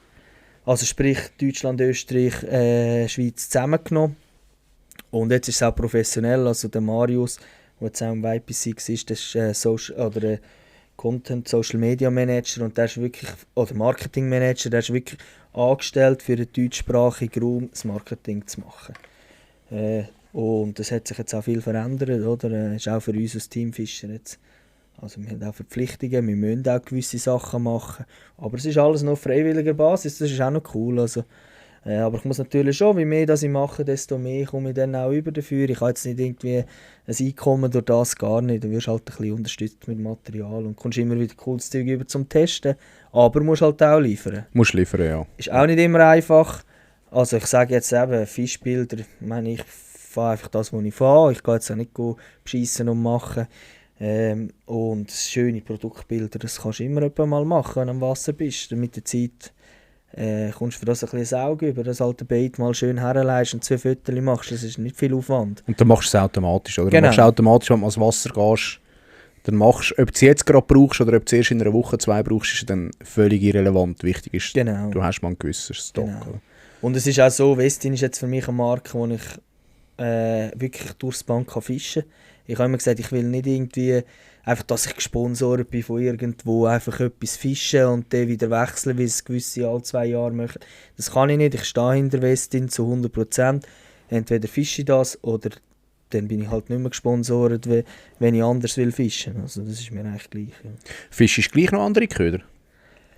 Köder, sehr selten. Also jetzt gerade wenn ich Bass fische, teilweise schon, weil die Westin Wecki-Wurm zusammen kann, die gibt es eben nicht mehr. Ich habe nur einen grossen Restposten aufgekauft überall. Gut, jetzt kommt der Toppis, was das angeht. Ja. Nein, ja. Der ist ja fast ein bisschen zu klein für den Bass. Okay. Ja, der ist ein bisschen klein. Aber dort fische ich teilweise schon anderes Zeug und so gewisse Topwaterköder, die du halt zum Bassfischen brauchst. Aber ich glaube, hier jetzt im Schweizer Bereich fische ich glaube schon 99% Westin. Inzwischen auch Westin richtig brutales Sortiment. Auch im Zubehörbereich, auch routenmässig, oder? Ich meine, ich habe nicht alle meine Routen verkauft. Ich habe gleich ja, Shimano und ja, alles gut. gefischt. Ich habe einfach, wenn ich etwas Neues gekauft habe, halt dann Ja, ja. Westin genommen. Ja. Okay. Spannend. Und wie lang bist du schon bei Westin? Ja, das ist jetzt auch wieder eine gute Frage. Ja, das geht zwischen 5 und 7 Jahren, so ganz genau weiss ich es nicht. Ja, stark. Was war deine erste Reaktion gewesen, wo du so ein bisschen Teil von dem Team geworden bist? Also weißt du, wo sie dich angefragt haben, was ist dir das durch den Kopf? Magst du dich noch erinnern? Ja, gell, das ist natürlich, da bin ich so Mitte 20 gewesen, oder? Und so Facebook, Instagram ist erst gerade am Aufkommen gewesen, und da fühlst du dich schon ein bisschen geil. Schon, oder? Ja. Also, Also, darfst du also natürlich. fühlst du dich natürlich schon gerne. Und das ist natürlich schon eine grosse Marke. Dazumal war Westin noch nicht so riesig, wie sie jetzt ist. Oder? Das war noch relativ bescheiden gewesen, aber ich habe halt wirklich das Zeug auch gefischt und bin hinter dem gestanden. Ja, das ist schon näher für dich, ja. Geil. Welche Vorteile hat jetzt das für dich persönlich gebracht, mit Westin die Zusammenarbeit, Ambassador, Teamfischer zu sein? Ja, Vorteil, wie soll ich das sagen? Oder hast du etwas Neues dazugelernt? Ja, sicher der Austausch halt international jetzt mit dem Dachteam, also Deutschland, Österreich, Schweiz, ist sicher cool. Du hast eine Gruppe-Chat, dort wird halt ein bisschen geschrieben und so, das ist sicher mega cool. Ich habe sicher auch durch das jetzt mit den zwei Französisch sprechen, also mit den Welschen, habe ich natürlich auch coole Kontakte geknüpft, oder bin ein paar Mal in die französische Schweiz fischen gegangen. Das ist halt schon auch cool, vor allem Kontakt. Und sonst das Material, ich meine, als Händler sehe ich halt das Material auch, ich sehe das auch schon früh, oder bevor das rauskommt.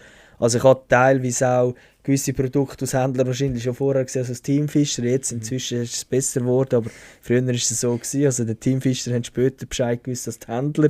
Das war noch lustig gewesen. Ist Aber so ein jetzt, bisschen, was bist du, oder? ja, jetzt ist es professioneller geworden. Jetzt können wir auch vorgängige Samples über, um eben die ganze Marketingkampagne unterstützen. Also das ist ein riesiges Konzept dahinter. Das kannst du dir gar nicht vorstellen, oder? Da gibt's wirklich, das ist alles durchgeplant. Dann kommt in dieser Woche wird das droppt, dann das und das, und bis dann brauchen wir die Bilder. Und ja, da steckt brutal viel dahinter. Das kannst du dir gar nicht so vorstellen. Also der Einblick in das ganze Marketing, dort habe ich sicher ein bisschen profitiert davon, auch jetzt für mich beruflich. Ja. Gut, und Westin ist ja nicht eine kleine Marke wie Ja. Mädchenfisch Schweiz. Also das ist ja nochmal Ja, es über ist so. mehrere Ist so. Kontinente verteilt. Oder? Ist die internationale Marke, gell? Ja. Wo du dann überall oder weltweit fast, wo du sie dann hast, oder? Europaweit vor allem. Oder europaweit, oder? Wo wir natürlich einfach, ich sage jetzt mal, Dach sind. Und that's it, oder? Absolut. Also sicher mega spannend, ja. Ja, voll. Ja. Sag noch schnell dein Lieblingssetup, Routenrolle, Schnur. Oh, das kommt ganz darauf an, auf die Art, also auf die Köder, auf die Fische, die ich will fischen. Oder? Also dein Lieblingsfisch ist? Zander. Also Dann raus. fische ich die W6 Power Tees, 14 bis 49 Gramm.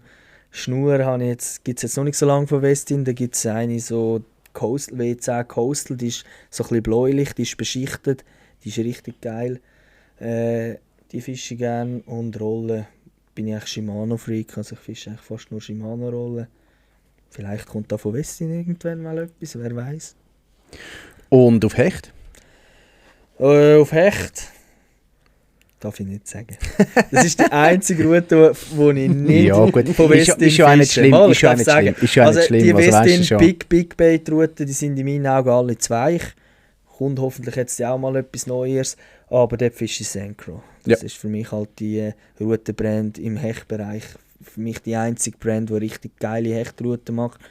Wo du wirklich das Wurfgewicht kannst voll ausreizen, aber auch am Minimum kannst fischen. Und da habe ich die Tournament, das ist irgendwie bis 140 Gramm. Und das ist richtig geil mit einer Calcutta Conquest drauf. Ja. Und das ist schon geil. Ja, okay. Für alle, das ist Baitcaster. Ja. Baitcaster. Für die, die jetzt Ja. nicht so... Ja. Genau. Also Fisch eigentlich alles, was schwer ist, nur Baitcaster. Bei den leichten Sachen bin ich wieder mehr auf Spinning zurückgekommen, aber sonst mehrheitlich Baitcaster. Und beim Jigen natürlich auch Spinning, ja. Sehr gut. Eine Frage hätte ich noch zu deiner Rolle im Team Westin. Wie interpretierst du deine Rolle im Team? Ja, ich bin ein Teil des Teams, würde ich so sagen. Ich habe sicher, als Schweizer bin ich halt der einzige Schweizer jetzt im Dachteam, weil die anderen beiden, die sind im französischen Team. Das hat man dann eigentlich auseinandergenommen, weil man hat einfach gemerkt, vorher haben wir den Schweizer Bereich haben wir zusammen abgedeckt, also sprich, einer von uns beiden, von mir oder vom Französisch sprechenden Texte geschrieben, haben wir die übersetzt, der andere hat es dann schnell durchgelesen, korrigiert, wir haben alles zweisprachig aufgeladen. Das war brutal viel Arbeit gewesen und einfach unprofessionell auch. Also es hat Übersetzungsfehler drin gehabt und da hat der andere gar keine Zeit gehabt zum Übersetzen und der ist es einfach gleich gepostet. Und, ja. Und jetzt haben sie es eigentlich auseinandergenommen, der französische Bereich wird über Frankreich abgedeckt, der italienische Bereich über Italien und ich bin eigentlich der einzige Schweizer. Nein, stimmt gar nicht. Die Pike Fever Jungs sind auch dazugekommen. Habe ich Scheiß erzählt. Aber eine Zeit lang bin ich der Einzige. Gut, die sind noch nicht so lange bei euch, Nein, oder? die sind noch nicht so lange, genau. Die sind dann auch noch dazugekommen. Und die sind jetzt auch Teil des Schweizer Teams. Aber ich glaube mich jetzt da nicht als irgendwie spezieller so. Ja. Sehr gut, sehr gut. Hey, dann haben wir ein bisschen mehr von dir können erfahren und dann würde ich sagen, machen wir doch da mal so ein bisschen den Abstecher in Richtung Put and Take. Gut. Wo sehr viel wahrscheinlich da draussen auch interessiert. Und zwar ist so ein bisschen die Frage, wie bist du das erste Mal mit diesen Put-and-Take-Gewässern, jetzt nicht explizit Lungersee, sondern allgemein mit so Put-and-Take-Gewässern in Berührung gekommen? Ja, es war so, eben durch das, dass in meiner Familie niemand fischt, haben meine Eltern natürlich immer ein bisschen geschaut, ja, wo können wir mit dem kleinen Dani fischen gehen, der will Fisch fahren. Dann sind wir mal zu Luzern an der Luga gewesen, Frühlingsmesse. Und dann hat der Spielhofer einen Stand gehabt, Spielhofer aus Römerswil. Das ist ein Bauer, der eigentlich umgestellt hat auf Fischzucht und der hat einen Teich gehabt, der konnte fischen. Gut, das haben meine Eltern, sind auch Bauern, haben natürlich gerade das Konzept super gefunden und gesagt, gehen wir mal her. Und ich weiss nicht, der hat damals mal an der Luga so ein Becken gehabt, so einen Brunnentrog und hat dort Forellen drin gehabt. Also heutzutage nicht mehr denkbar. Und ich mich erst natürlich nicht mehr weggebracht von diesem Stand, oder? Dani wollte drin schwimmen. Genau. Und dann sind wir immer dort hergegangen und haben, also ich weiss nicht, als wir das erste Mal waren, da war es nur ein Betonteich, da hast du wirklich, der Bruder von mir hat einen leeren Haken reingegeben und hat schon eine dran gehabt, oder? Und dann haben wir halt ein paar Fische gefangen und später hat er dann einen Naturteich gehabt, mega schöne Anlage. In der Zwischenzeit hat er jetzt zugemacht, weil er ja mehr auf Vermarktung setzt und tierschutzrechtliche Gründe ist immer so das Thema. Absolut, ja. Und dann sind wir halt dort regelmässig gegangen. Ich habe meine Fische gefangen, die Eltern die haben die Fische dort gerade ausnehmen, vakuumieren, alles lassen, saubere Sache. Und dann sind wir noch an Blausee 2-3 Mal gegangen in Kandersteg. Das war auch immer so ein Spektakel. Also so eine richtige Put-and-Take-Fischerei, wie man es kennt aus Deutschland. Ja. Ja, und wenn ich dann irgendwann selber mal fischen ist dann das eigentlich für mich auch nicht mehr so relevant gewesen. Auch an Lungersee, wo der frisch aufgekommen ist. Ja, da bin ich natürlich so in diesen Zeiten gewesen, Baitcaster anfangen. Ich bin der Coole. Da bist du natürlich nicht an ein Put-and-Take-Gewässer gegangen. Okay. Was macht sich jetzt so ein bisschen der Reiz aus, also zum Beispiel zum Lungersee zu fischen? Also am Lungersee zu fischen ist der Reiz sicher das ganze Panorama. Es ist wunderschön dort oben. Es ist von der ganzen Schweiz aus erreichbar, plus minus eine Stunde. Also es ist fast in der Mitte von der zentral, Schweiz. Ja. Das ist sicher cool. Du kannst einfach herfahren, musst nicht irgendwie nur 3 Stunden raufwandern. Du bist halt dann nicht allein. Also, ich habe immer wieder Leute, die sich beschweren, es hat zu viele Leute. Und man muss einfach sagen, ja, wenn du an einen Ort herkommst, du kannst mit dem Auto da herfahren, hat es halt einfach Leute. Und es ist ja ein Fischerparadies. Also Genau. Das zieht ja die Leute schon förmlich an, oder? Genau. Und dann möchte ich auch sagen, dass halt der Lungersee, ja, er wird als Forellenpuff betitelt. Das tue ich auch so betiteln. Das ist auch in meinen Augen korrekt, wenn man das so sagt. Aber es ist nie zu vergleichen mit einem Forellenpuff in Deutschland. Also es ist gleich, du musst am Lungersee die Fische finden zuerst. Das ist die Schwierigkeit, oder? Weil der See ist gross. Wenn du die Fische mal gefunden hast und sie sind aktiv sind, dann fahrst du sie ohne Problem. Aber was sich da tagtäglich Leute die Zähne ausbeissen, oder? Das ist nicht Kenn ich. ganz einfach. Jawohl. Ja, das kennen alle zu gut, oder? Ja, und ich denke eben auch die Qualität der Fische. Also wir haben ausschließlich Schweizer Fische, die wir kommen aus inzwischen 3 verschiedenen Fischzuchten, nur aus der Schweiz. Stark. Sind wirklich sehr gute Qualität und da schauen wir auch drauf, oder? Du siehst ja gerade, wenn die Flossen nicht schön sind. Klar, das hast du immer mal, das hast halt, das ist Massentierhaltung, das ist einfach so, das kann man nicht abstreiten. Und was am Lungersee halt auch noch hast, du kannst nicht nur auf Forellen fischen. Also es hat auch einen guten Felchenbestand, sind jetzt nicht die grössten, aber so die Standardfelchen. Du hast schöne Hechte drin. Es ist zwar mit Abstand der schwierigste See, wo ich auf Hecht fische. Also ja, am Lungersee habe ich wirklich schon mir ein paar Mal die Zähne ausgebissen, auch mit Livescope, wo immer alle das Gefühl haben, es sei mega einfach. Also, ich war der Erste, der in der Region ein Livescope hatte und hast sicher in gewissen Seen einen zeitlangen Vorteil gehabt. Am Lungersee hast du den Vorteil nie gehabt. Also die Hechte sind mega träge dort oben. Also sie schwimmen dem Köder nach, aber sie beißen nicht. Ich glaube, es hat einfach damit zu tun, weil sie Genug Nahrung haben. Das merken auch die Schleppfischer mit den Kameras, die schwimmen mega lang nach. Und das macht halt der Lungersee schon ein bisschen aus, die Abwechslung. Auch Egli-Bestand ist immer besser geworden in den letzten Jahren. Und das Gesamtpaket halt mit Bootsvermietung, mit Fischerladen, mit Vakuumierstellen, Ausnahmestellen und alles. Also hast alles gerade dort. Du bist wirklich, Genau.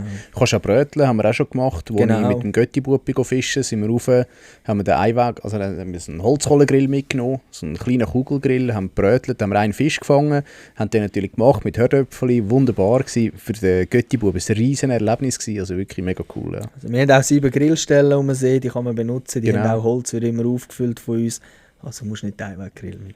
Ich finde es aber gleich noch cool, wenn so, je nachdem, wo du bist, die Grillstellen sind meistens eben besetzt. Das ist so. Ja. Vor allem, wenn es schön ist, und da habe ich eben gerne noch den Grill so ein bisschen als Backup. Und dann kannst du gerade beim Fischen eigentlich. Ja, genau. Und das finde ich aber schon noch mega cool. Also, es ist, ja. Bass noch kein Thema, du bist passionierter Bassangler. Ja, Gute Frage. Bass- Berechtigte Frage. ja, das ist ja so eine Sache mit der BS, oder, gell? In diesen Seen in der Schweiz bin ich einfach der Meinung, man sieht es hat ja fast allen Seen von der Schweiz sind BS schon gesichtet worden. Die sind wahrscheinlich mal eingesetzt worden, aber die haben sich ja nicht wirklich fortgepflanzt. Vor allem ja auch nicht. Ja, die Regenbogenforelle pflanzt sich schon fort. Ja, aber am Lungersee. Nein, aber es ist auch so, dass der Großteil der Regenbogen, oder eigentlich fast alle Regenbogenforellen, die wir aussetzen, sind sterile Fische und es sind alles Weibli. Also die werden, Gezielt nur Weibli. ja, die werden in der Zucht werden die eigentlich so im Eierstadium, jetzt bin ich da zu wenig in der Materie, aber werden die so verändert, dass es nur Weibli gibt. Und zudem werden die noch sterilisiert. Das Wieso? Ist, es hat Also, eigentlich- wieso Weibli und wieso sterilisiert so? Sorry. Also, es fängt erstens damit an, dass wenn du halt Männchen auch noch im Becken hast, aber eine gewisse Größe, kommt dann der Geschlechtsinstinkt, oder? Und dann wollen sie sich paaren und dann wachsen sie nicht mehr so schnell. Und das ist der Grund, wieso dass man in der kommerziellen Fischzucht eigentlich nur Weibli hat jetzt bei den Regenbogenforellen. Plus, wenn sie natürlich Eier ansetzen, dann sie relativ viel Energie in die Eierproduktion investieren und das Fleisch wird dann eigentlich wirklich geschliddrig und so. Und jetzt wenn die Wassertemperatur und alles stimmt, hast du eine Regenbogenforelle, die schnell wächst in 1,5 Jahren in der Massfischgröße. Das ist echt brutal schnell. Krass, krass, ja, ja. das ist lang. Und, das ist, schnell. Ja. und in der Fischzucht, ich muss euch vorstellen, das ist ein brutales, umkämpftes Business. Also man sieht ja, dass die ganze Fischzucht, die immer Konkurs geht. Und dort geht es halt wirklich darum, um Massen möglichst günstig zu produzieren. Und wenn die Fische halt 2 Monate länger Futter fressen, das ist ein Kostenfaktor, Ja, oder? ja. Und darum ist auch die Regenbogenforelle so beliebter Fisch, weil eine Bachforelle hat doppelt so lange, bis die Größe erreicht. Darum ist auch die Regenbogenforelle der Fisch, der Wo auch teurer ist, wenn du sie in der Zucht kaufst, Ja. wie der Saibling, oder? Natürlich. logisch, oder? Weil sie halt langsamer wachsen. Ja. Ah, krass, das habe ich jetzt nicht gewusst, dass die Weibli effizienter sind und vor allem auch mit dem Sterilisieren. Das ist so. Okay. Aber es ist auch so, wir haben natürlich auch die grossen Forellen, die wir aussetzen, oder auch Goldforellen. Das sind natürlich auch Zuchttiere, die braucht man auch für Fortpflanzung, die können auch mal leicht innehalten. Ja. Das kann es mal geben. Oder? Ja. Genau.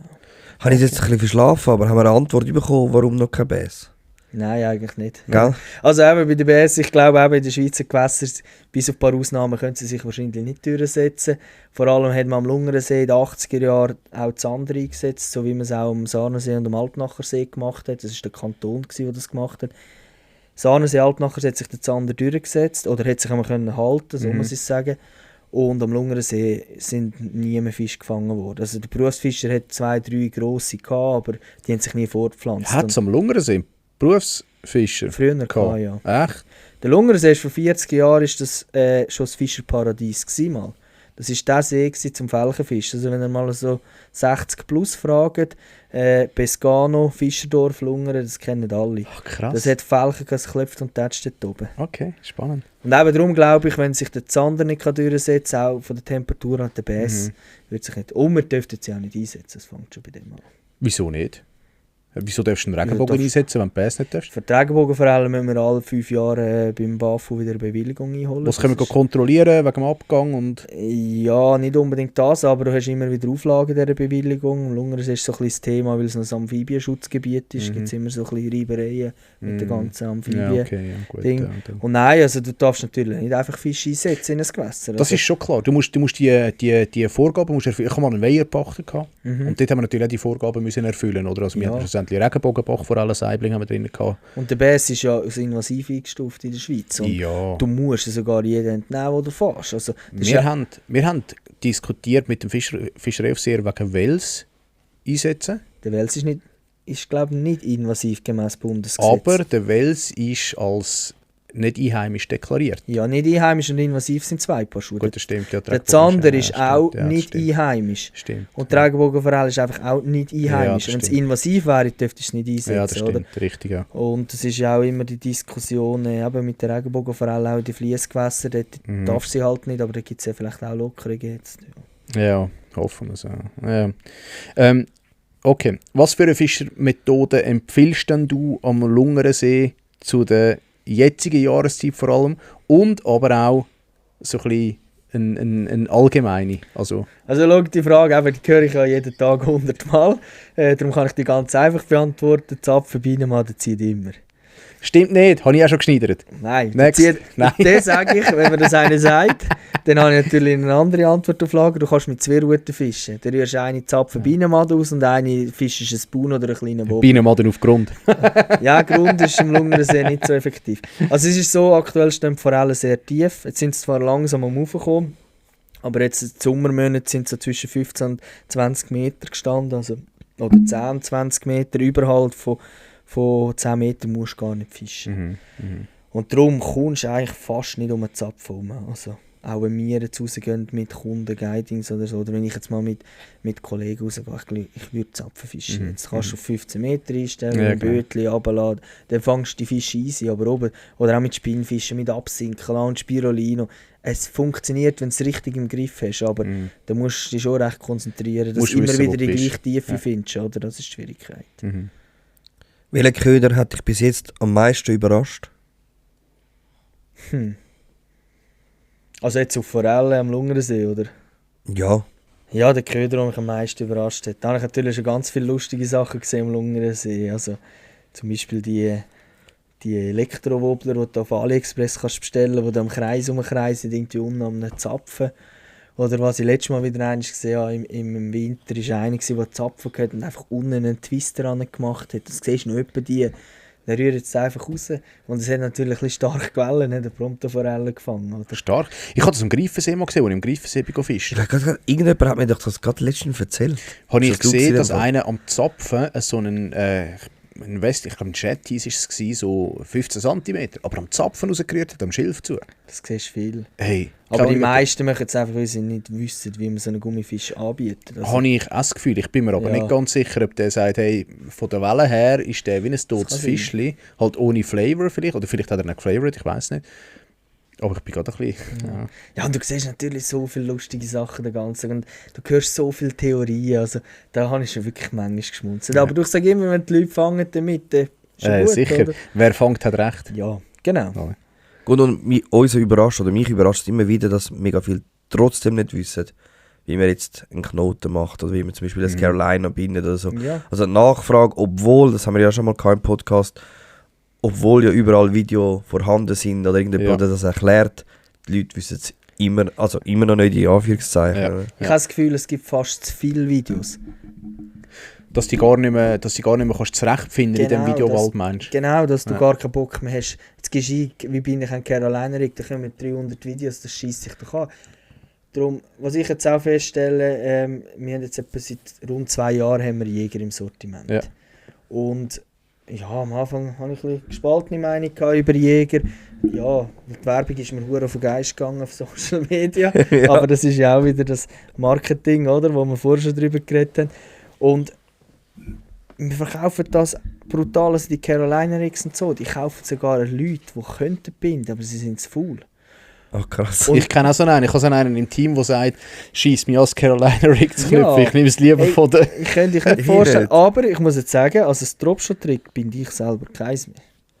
Das Ich? schießt mich an. Das ist 2 Sekunden Ja, Bunde. ich fische so selten Dropshot und das nehme ich einfach. Ich habe den Knopf nie können. Ja. Vorher habe ich immer die VMC-Haken genommen, die oben und unten Öse haben. Ah, das ist eh... Nein, Nein, also das sind hören im Fall wir die auf. besten. Nein, das Weißt du hasse wieso? ich, Ich das sage hasse dir jetzt ich. einen Grund. Du kannst nämlich unten ein dünneres Vorfach nehmen zum Blei. Ja. Und dann, wenn du Ja. abreißt, ist der. Dann hast du den Haken wenigstens. Aber ich Genau. hasse es. Aber du musst auch Nein, schon das einmal dreht mehr... er schön um Ja, aber du musst schon Köder. einmal mehr knöpfen. Das stimmt. Aber ich nehme eh nur ein Jägersystem, die sind wirklich, die habe ich im Rucksack, die nehme ich führen, die fische ich Ja. 10 Minuten, dann ich sie wieder in den Rucksack das und gut stimmt, ist. ja.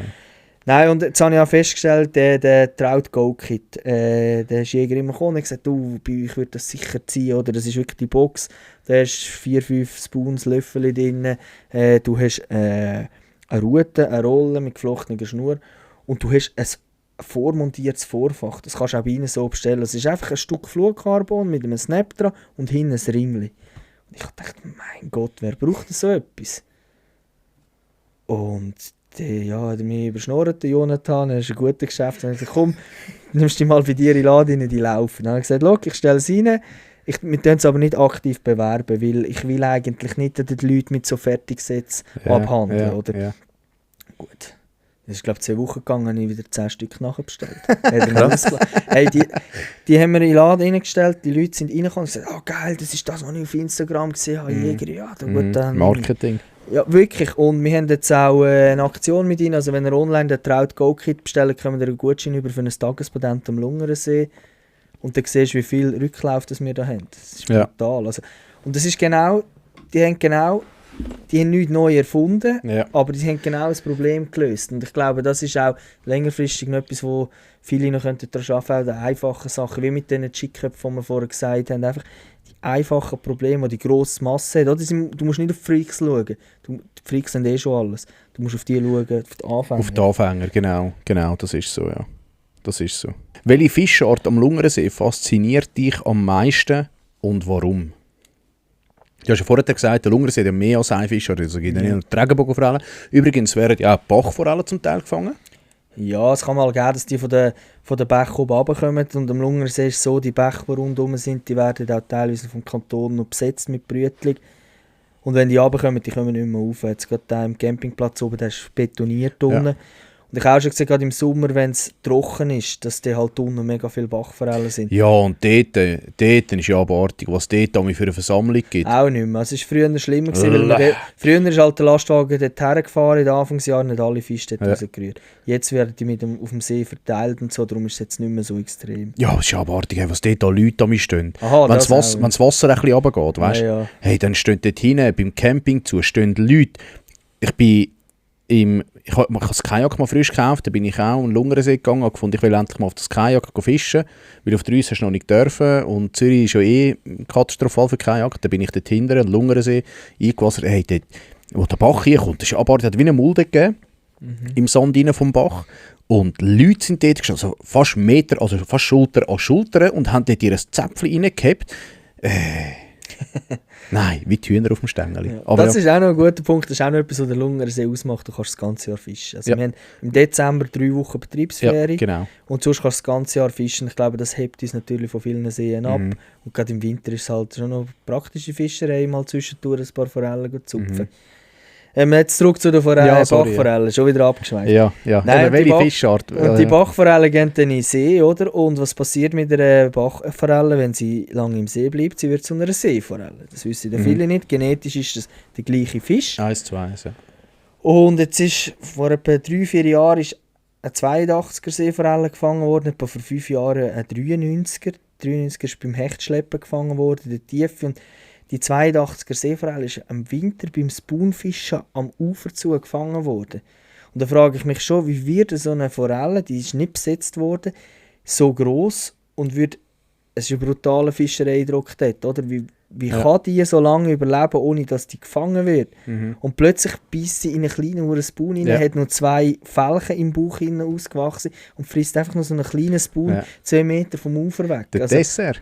Ja, wirklich. Das ist ein separater Magen bei den Fischen, auch wie bei uns. Ja, genau. Oder Selbstmordattentäter. Genau. Oder so, Nein, ja. aber so Sachen faszinieren mich, wie so Fische dann plötzlich vorkommen, oder?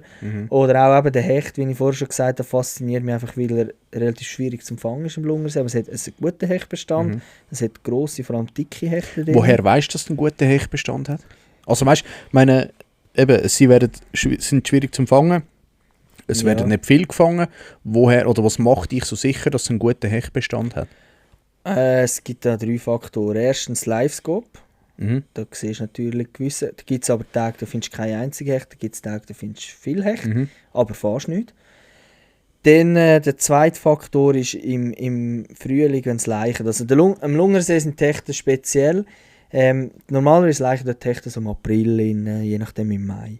Und als ich hier oben angefangen habe, die haben immer alle gesagt, ja, die Hechte die leichen erst im Juni oder noch später. Und der Lungersee hat Temperaturen etwa vom Vierwaldstätter See, also etwa gleich warm. Und ich habe gesagt, ja nein, im Vierwaldstätter See sind es Mitte April schon durch gewesen, die müssen hier oben auch durch sein. Und die haben mich ausgelacht und haben gesagt, nein, die kommen erst, wenn der See einen gewissen Stand erreicht hat. Und das ist wirklich so etwa Anfangs Mitte Juni hat es ein bisschen Wasser um die Insel herum. Und dort ist der einzige Ort, wo es so wie Moos am Boden hat. Und die Hechte warten wirklich, bis das Moos im Wasser ist. Und du kannst genau sagen, wenn das Wasser da stand hat, dann kannst du schauen. Und dann siehst du die Hechte gestapelt stehen. Okay. Es fischen viel drauf, sie beißen logischerweise nicht in der Laichzeit. Klar, ja. Lungersee haben auch die Hechte keine Schonzeit und keine Schonmasse. Das hat damit zu tun, dass im Kanton Obwalden allgemein keine haben, wegen dem Hechtbandwurm. Und und die Hechte fressen die nicht in dieser Zeit. Vielleicht mal ein Männchen, das beißt. Und dann siehst du wirklich gestapelte Hechte. Ich bin schon mit der Watthose dort drinnen gestanden und sind mir 3 Hechte am Bein rumgeschwommen. Ah, krass. Das ist sicher noch ein Grund. Und der dritte Grund ist jetzt gerade im Sommer, wenn die Forellen eher tiefer sind, jede 2/3 Forelle ist angefressen. Ja. Also wirklich. Du siehst aber an den Zähneabdrücken, das sind meistens so kleine Hechte, das sind so, ja, ich hätte jetzt geschätzt, so 40er bis 60er Hechte. Übermütige. Oder? Genau, wo wahrscheinlich sich an diesen Forellen vergehen, aber die nicht mehr fressen. Und darum glaube ich, es hat schon einen guten Hechtbestand. Okay. Und was auch einen sehr guten Bestand hat, ein Fisch, den ich den schönsten Fisch in unserem See finde, sind Schleien. Und sind jetzt auch dieses Jahr sind relativ viel gefangen worden. Ja. Es hat brutal viel Schleien Wirklich? im See, ja. Krass, hätte ich jetzt auch nicht gedacht. Für das ist für mich der See fast zu klar, zu sauber irgendwie. Ja, weißt, aber irgendwie jetzt brutal viel. Ich weiß auch nicht crazy. so, passt für mich auch nicht. Aber Nein, gar nicht. hure schöne Fische. Ja. Schleien sind schöne Fische, aber ich bin nicht ganz einverstanden mit dem schönsten Fisch. Der schönste Fisch finde ich einen Eschen. Das ist für mich. Ich habe vom See geredet. Okay, gut, ja, okay, gut, ja, okay. Ja. Jetzt ist ja Put and Take auch ein bisschen bei uns in der Community, Fischer-Community, ein bisschen umstritten. Wie siehst du so ein bisschen die Rolle des Fischerparadies in dem Ganzen? Ja, also eben, wie gesagt, ich bin auch nicht der absolute Put-and-Take-Fischer. Ich bin auch, bevor ich da oben gearbeitet habe, auch nicht Fan gewesen, und gesagt, geh da Lungersee und weiss nicht was. Bin ich ganz ehrlich, oder? Was ich jetzt gelernt habe in diesen Jahren, ist, dass halt so ein Gewässer sehr wichtig ist. Das brauchen wir in der Schweiz. Wir brauchen auch mehr als so ein Gewässer. Erstens aus dem Grund, die Nachfrage nach der Fischerei ist sehr gross. Wir haben sehr viele Anfänger, das sieht man an den ganzen Sana-Küren, die gemacht werden. Wir haben auch, wenn man Sana-Bücher kauft, die erste Seite ist ein Gutschein drin für das Fischerparadies zum zu fischen.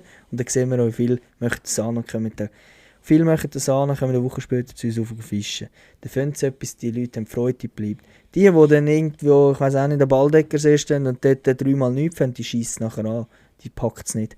Und die gerade etwas finden, die packt es.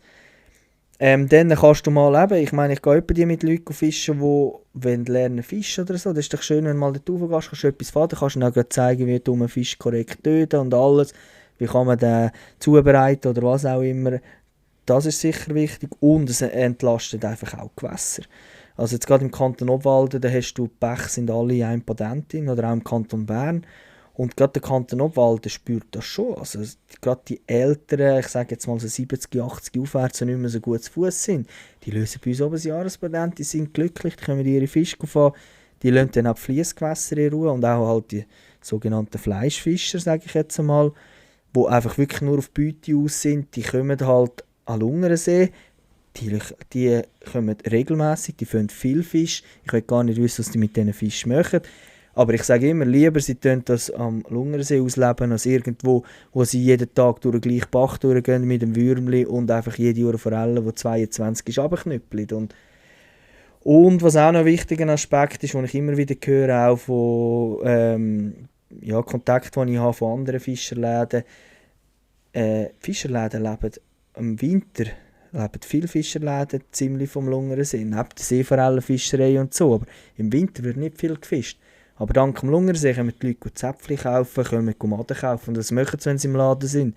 Sie schauen um und kaufen etwas anderes. Ja, natürlich. Ein Kleinvieh macht auch Mist. Also nur das Ganze drumherum, das ist ja doch auch ein rechter Anteil, was es braucht. Ja, sicher. Ja.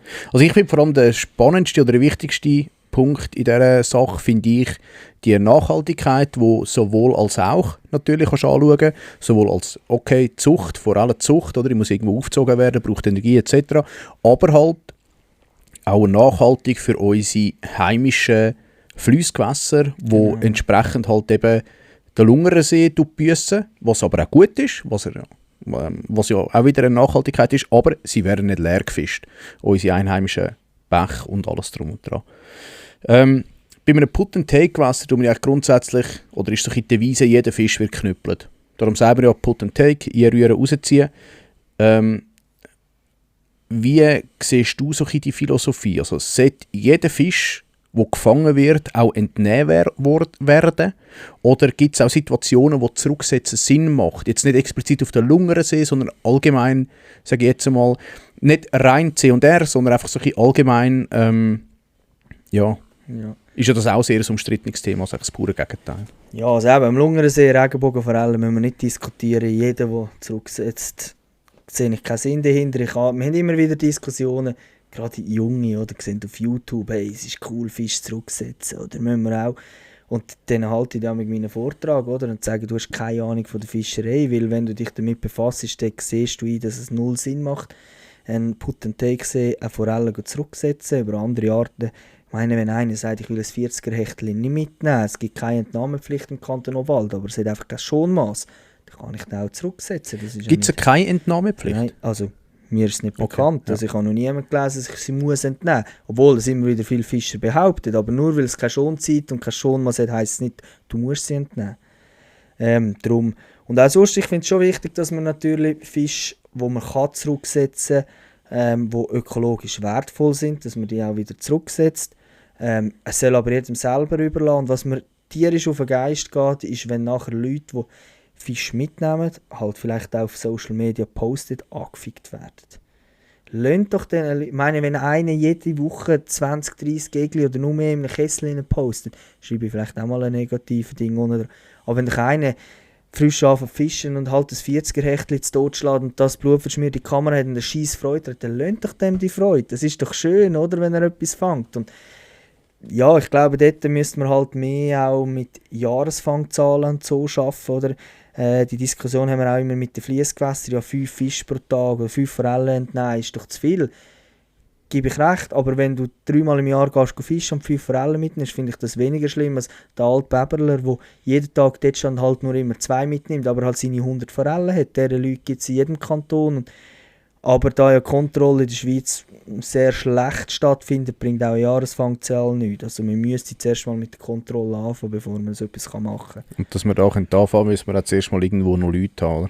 Ja, genau. Weil das ist das andere, wie viele sind Fischereiaufseher oder tun sich in dem Sinne engagieren? Oder? Also ich meine, nur schon von uns drinnen, die sich da im Raum befinden, tut sich einen engagieren, oder? Der Oli ist es nicht und ich bin es nicht. Also weißt du, was ich meine? Ja. Und noch schnell zurück zum Zurücksetzen, was ich auch noch ganz wichtig finde. Wenn man Fische zurücksetzt, soll man sie auch richtig behandeln. Ja. Also die Fische da über die Steine ziehen und weiss nicht was, Lönzel einsetzen, die Fische nicht mehr so, hauen alle ab, weil sie sind eh schon... Die gehen ein. Ja, also gehen ein. Also, Fische mögen viel verlieren. Also ich habe je nach Fischart. Ich habe schon einen Hecht gefangen, der hat auf der einen Seite keine Kiemenbögen mehr drin. Habe ich auch schon gehabt. Und der war nicht schlecht genährt gewesen. Und Habe die ich- Kiemenbögen sind schon lange weg gewesen an der Vernarbung. Richtig, habe ich auch schon Sie gehabt. mögen viel verleiden, aber gleich, wenn ihr den Fisch zurücksetzt, dann verzichtet auch halt mal auf ein Fötterchen. Ja, und vor allem hängen es, wenn möglich, im Wasser ab. Ja, das ist einfach so ein Devise und sonst tun sie schonend landen. Oder? Genau. Ja. Das ist auch das, was wir an den Sana-Kurs versuchen zu vermitteln. Das ist immer so spannend an den Sana-Kurs. Haben wir auch den Block zurücksetzen von Fisch. Und das ist mega spannend, wenn du sagst, wir dürfen Fisch zurücksetzen, schauen die alle mit grossen Augen an. Dann erklärst du es ihnen, dann sagen alle, macht eigentlich Sinn, oder? Ich wollte jetzt noch anfügen zu dem, was du gesagt hast, Kanton Obwalden, Schonmaß, Schonzeit, die nicht vorhanden ist und darum keine Entnahmepflicht, also dürfen wir den Fisch zurücksetzen. Ja, dürfen wir, aber, und da kommt eben der Teil, oder? Du darfst zurücksetzen, A, nicht der Zielfisch, B, ökologisch wertvoll fürs Gewässer. Jetzt, wenn der Fisch, wenn du kein Schonmaß, keine Schonzeit hast, aufgrund vom Hechtbandwurm, kann dann der Fisch ökologisch fürs Gewässer noch wertvoll sein. Also zieht von mir aus gesehen Punkt 1 in dem Sinn, nicht der Zielfisch, aber wenn du auf Hecht fischst, Ja, ich habe jetzt noch Oder- nicht gehört, dass das Gegenteil bewiesen ist. Also das haben wir noch nie einer gesagt, der Fisch ist nicht ökologisch wertvoll. Und mir hat jetzt mal eine Fischerei auf sehr, sehr gut gesagt. Er hat gesagt, schau, Biologen wissen ja nicht einmal, welche Fische sind ökologisch wertvoll. Wieso sollte das ein Fischer wissen? Also grundsätzlich kann jeder Fischer entscheiden, der ist ökologisch wertvoll, wenn er nicht invasiv ist. Ja. ja. Ja, Ja, oder? ja, Wie sollen wir das auch, wir drei im Raum? Also, Da sind wir wieder bei der Episode 3 oder 4, wo wir hatten. Jetzt haben wir Sarah. lange Ja, darüber ja, reden, schon aber schwierig. wenn ist ein Fisch Absolut. ökologisch wertvoll? Natürlich gebe ich dir recht. Nein, auf was ich raus will, ist wegen dem Hechtbandwurm oder wegen der Vermehrung von dem Hechtbandwurm, dass du so das Problem eigentlich nie in den Griff bekommst, wenn wieder Hechtbandwürmer ausgesetzt werden durch Hecht in dem Sinne. Oder Aber den durch Hecht Falken. kannst du nicht ausrotten. Nein, kannst du nicht. Das Ist ja auch nicht Sinn und Zweck, also ja nicht. Also, Also mal, der Grundgedanke, wo man das eingeführt hat, ist schon Natürlich. so gewesen. Aber wieso hat man jetzt am Zürichsee schon Maß und schon Zeit aufgegeben, weil man gesagt hat, das braucht es nicht? richtig, weil er Und- zu viel Felchen frisst, hat es geheißen. Ja, da haben wir wieder Das ist die verschiedene offizielle Sachen. Meinung. Das ist die offizielle Meinung, Ja. dass der Berufsfischer weniger Felchen hat, weil es zu viel Hecht hat.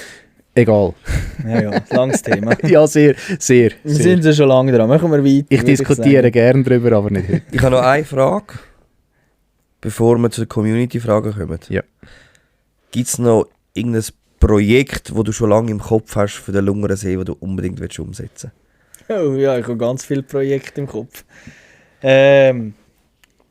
Ja, soll ich jetzt da etwas droppen? Ja, Hau raus. das Hau ist der raus. Podcast da. Also, nächstes Jahr Sportfischermesse werden wir das erste Mal einen Stand haben. Das wird ein exklusiver Westin-Stand sein. Also wir werden mit Westin zusammen einen Verkaufsstand machen. Nicht mehr so wie die letzten Jahre, dass wir werden die Produkte am Westin-Stand einfach ausstellen und man kann sie nicht kaufen, sondern nur bestellen. Damals fischen.ch gewesen. Wir werden den Fischerparadies Lungeren Stand haben. Es wird exklusiv nur Westin-Sachen geben, es sind die Westin-Teamfischer und alles vor Ort. Und wir werden dort einfach vor allem Westin-Sachen verkaufen. Das ist sicher mal so ein Projekt, das ich schon lange hatte, das wir jetzt umsetzen können. Ja. Also da gehst du eigentlich mit dem Fischerparadies Lungeren an die Sportfischermesse und hast aber die Westin-Produkte dabei, in dem Genau. Sinne. So. Also wir gehen als Verkaufsladen Geil. dorthin, oder? Stark. Das Fischerparadies Lungern wird ja immer als Fischersee angeschaut, aber unser Standbein ist auch der Fischereiartikelverkauf. Und Was ist so ein bisschen von den Einnahmen her, nicht in Zahlen, sondern einfach so prozentual? Was hast du da so ein bisschen Laden und Tageskarten? Also weißt du, ist so ein bisschen, jeder, der Tageskarten kauft, kauft im Durchschnitt auch etwas? Oder ist das eher so ein in der bisschen, Regel schon, bei Ihnen Mann, brauchen die meisten. das schon? Nein, also es ist natürlich so, wir haben uns in den letzten Jahren, also es ist, als ich hier oben angefangen habe, hat das Fischerparadies den Ruf gehabt, Forellenpuff, hat einfach ein paar Forellen zapfen, gut ist. So hat auch der Laden ausgesehen und mein Ziel war immer, vor allem als ich dann Geschäftsführer wurde, habe ich gesagt, ich will einen Laden, wo die Leute aus der Umgebung einfach auf Lungern kommen, nur einkaufen. Und wir haben hart daran gearbeitet, wir haben jedes Jahr einen immer besseren Umsatz gemacht. Jetzt auch dieses Jahr sind wir auf gutem Weg, wir sind wirklich so weit, dass die Leute aus der Region, Obwalden, Nidwalden, Luzern, raufkommen, einkaufen. Und auch wieder heimgehen, also nicht einfach gehen rauf, wenn sie kommen, fischen, einkaufen, sondern auch sonst Sonntag halt raufkommen. Wir sind der einzige Fischerladen, der am Sonntag offen hat, das ist sicher auch ein Vorteil. Und wir haben wirklich uns jetzt auch ein gutes Sortiment erarbeiten und einen guten Ruf. Und darum ist das schon auch eine wichtige Einnahmequelle. Aber natürlich, Patenteinnahmen sind schon das Hauptding. Aber es sind natürlich auch die Fischeinkäufe sind auch die grössten Ausgaben, die wir haben. Natürlich. Aber was reden wir da so ein bisschen umsatztechnisch? Reden wir so in 60-40, 80-20, 70-30? Ja, ja, ich glaube so. Also wenn du darfst, gell? So 60, 40 kann man inzwischen schon häufig sagen. Stark. Also, im Verkaufsladen muss man natürlich die Bootsvermietung noch einrechnen und sonst noch Sachen. Aber ja, inzwischen haben wir schon häufig, ist das auch ein wichtiger Standbein. Ja. Cool. Dann musst du auch zu der Schweizer Sportfischermesse fragen. Jetzt kommt da selbstverständlich wieder der Didi, der Marius. Wie sieht es aus mit Ton? Ist mir nicht bekannt, da müsstest du jetzt den Gesi fragen. So Sache ist dann wieder am Gesi seinen Part. Das mit dem Didi, das glaube ich, ist fix, aber...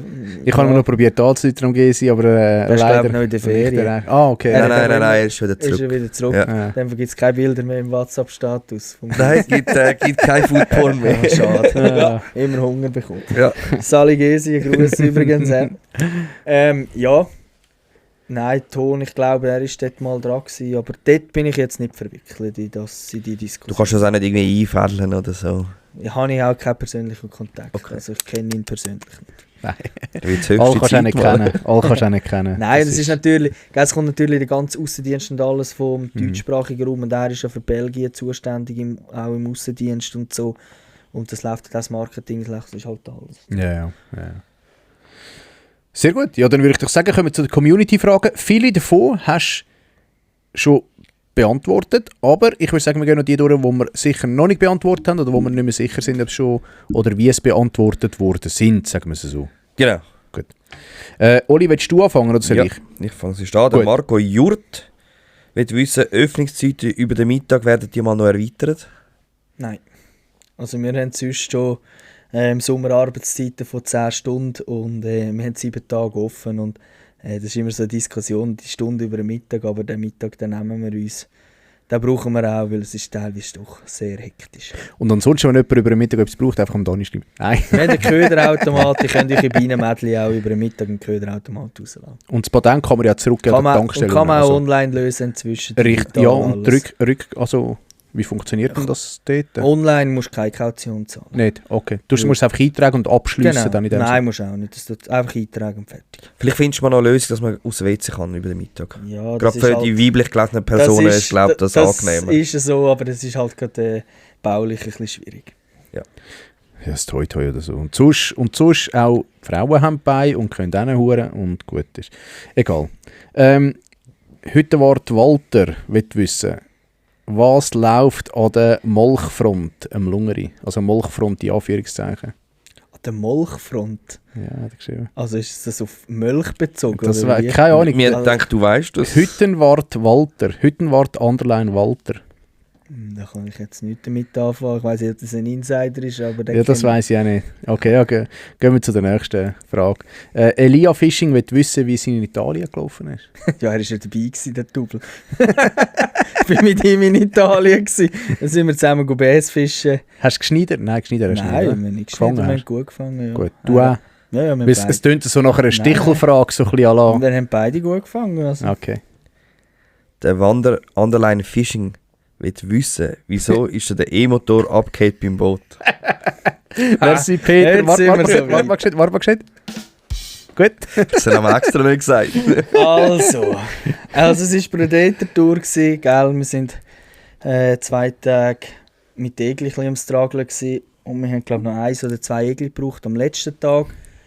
Und wir haben gewusst, am unteren Teil im Harlingsfleet haben wir gute Chancen auf die Egli, aber es hat brutalen Wind gemeldet. Und wir können unten, dem Jahr, oder letztes Jahr war es neu, wir können von unten starten, also wir können das Boot trailern und unten einwassern. Und vorher ist das für mich, mit meinem kleinen Boot, hat sich das fast nicht gelohnt. Und dann haben wir gesagt, gut, dann machen wir das, gehen wir am letzten Tag runter. Dann haben wir am Abend auch das Boot schon ausgewassert, tipptopp. Dann sind wir dort runter und schon beim Rausfahren, also beim Start, haben wir gedacht, Scheisse, die Wellen. Das ist ein bisschen too much. Dann sind wir rausgefahren, wirklich zu dem Hafen rausgekommen. Ja, ich hatte Angst. Also, es hat brutale Wellen gehabt. Und ich hatte natürlich eines der kleinsten Boote gehabt. Was hast du, aber sorry schnell, wäre auch nicht normal, wenn du nicht Angst hast bei diesen Wellen, die es Also, das ist wirklich krank. Was hast du für ein Boot? Ich habe einen Crestliner. Das ist... 45? Nein, es ist 5 Meter lang und 97 oder 1,95 Ja, breit, ja. ja. 50 PS Motor. Ja. Und ja, es hat ja halt regelmäßig drüber geschwappt. Wir haben dann einen Spot gefunden, wo wir eigentlich wollen, der war so hinter einer kleinen Insel. Oh, darf ich nicht droppen, sonst wissen die Leute wieder wo. Nein, sag So eine Insel wie am Lungersee, nehme ich an, es ist so genau. eine Insel, gibt ja ganz viel dort. Und dort war ein bisschen Windgeschütz gewesen. Und dort haben wir auch unsere Egel gefangen, tipptopp. Dann haben wir gesagt, ja gut, dann gehen wir Hechtfischen. Dann haben wir noch einen anderen Spot gefunden. Dann haben wir gesagt, ja, gehen wir auf das Krautfeld, sind wir vorher nie trainieren. Haben dann auch einen guten Hecht gehabt, haben dort weitergefischt und es hat geschlagen. Und ja, und wir haben schon 2-3 Mal so ein Knacken gehört und haben dann gedacht, was war das gewesen? Ja, und irgendwann ist die Welle rauf, ab und ist die nächste Welle gekommen und es hat so einen Klapp gegeben und zack, Elektromotor weg, abgebrochen. Also wirklich die Halterung ausgebrochen. Also die Schnellplatte. Ja, also ich muss ganz... Gut, der E-Motor war Stunde wahrscheinlich, oder? Ja, Hat er der immer gebunkert? Stunde und er hat dann halt eigentlich auf eine andere Welle runtergeschlagen, oder? Er ist zum Wasser raus und dann wieder... Ja, und das natürlich Ja. den ganzen Tag, irgendwann schlägt Ja, halt etwas. natürlich. Kontrollierst du nicht immer die hohen Schrauben und Ja. alles, also weißt du, ja. Und das Beste an dieser Story war eigentlich, dass mein Kollege, der Muri, der eigentlich vorne gestanden ist, der immer den Elektromotor bedient, der hat die Fernbedienung angehabt und aus dem Reflex raus nimmt die Fernbedienung und tut die Ankerfunktion rein. Das funktioniert nicht. Und es war nur etwa 3 Meter tief dort. Und wir haben dann versucht, mit dem Anker, aber irgendwo im Nichts draussen, wir haben uns jetzt so schnell weggetrieben, Ja, keine Chance gehabt. Nein. Ich habe aber erfahren, dass der Elektromotor im März dann gefangen wurde. Also, dass ich aufgeholt wurde von einem Deutschen oder von einem Holländer. Scheisse. Aber es ist natürlich seit dem Juni vor der Jahres dort drin. Ja gewesen, gut, so dann kannst du der ist rauchen. gewesen. Aber ist gerade komplett alles abgebrochen? Also ab der Schnellwechselplatte? Ja. Oder ist Die Platte ist gebrochen, ja. Garantie angemeldet hoffentlich? Ja, das war eine Garantie, gewesen, aber halt versichert. Scheisse. Ja, ja, ist blöd gelaufen und Terova. hat es jetzt gegeben, ja. Und vorher? Das war der Weiss. Nein, das war auch ein Terova. Der Weiss? Der Weiss, aber der Riptide Terova. Salzwasser. Ja, es ist von der Länge her und so. Ist es blöd gewesen. Ich wollte 12 Volt und in der Länge mit 12 Volt hat es nur den Weisse gegeben, das Salzwasser. Jetzt habe ich den schwarzen 24 Volt. Ah, ist 24 Volt? Jetzt, Ja. Hast du ein bisschen mehr Schub? He? Ja, aber ich muss ehrlich sein, ich würde glaube wieder den 12 Volt nehmen, wenn ich wieder wechsle. Das Problem ist bei der Ankerfunktion, wenn ich jetzt wenn kein Wind ist, tut es das Boot eigentlich von der einen Seite auf die andere überschieben, weil das Boot fast das Licht ist. Ja klar, hast du natürlich den Radeffekt. Ja, Oder vom, das ist mit 12 Volt besser gewesen. Ah, okay. Ja, scheisse du. Ja. Ja, so war es gewesen, die Geschichte. Ist das Jahr gewesen, wo auch dort jemand vertrunken ist oder das Boot Das gekentert war im ist? gleichen Jahr, das war letztes Jahr. Gell, Ja. ja. Das war glaube ich auch in diesem Jahr. Ja. Oder ist es... Ja, das war im Winter, vielleicht ist es auch noch... In dem Ja. Winter sicher, wo wir im Frühling drauf... Gut, aber Und ich seitdem glaub, hast du gedacht, gehst du nicht mehr noch Predator-Tour. Nein, wir haben eigentlich vorher schon gesagt, wahrscheinlich gehen wir nicht mehr. Ja. Und nein, es hat eigentlich keinen Grund gehabt. Okay. Ja, wo gut. auch der Dani nicht vorbeikommt, ist es entweder oder.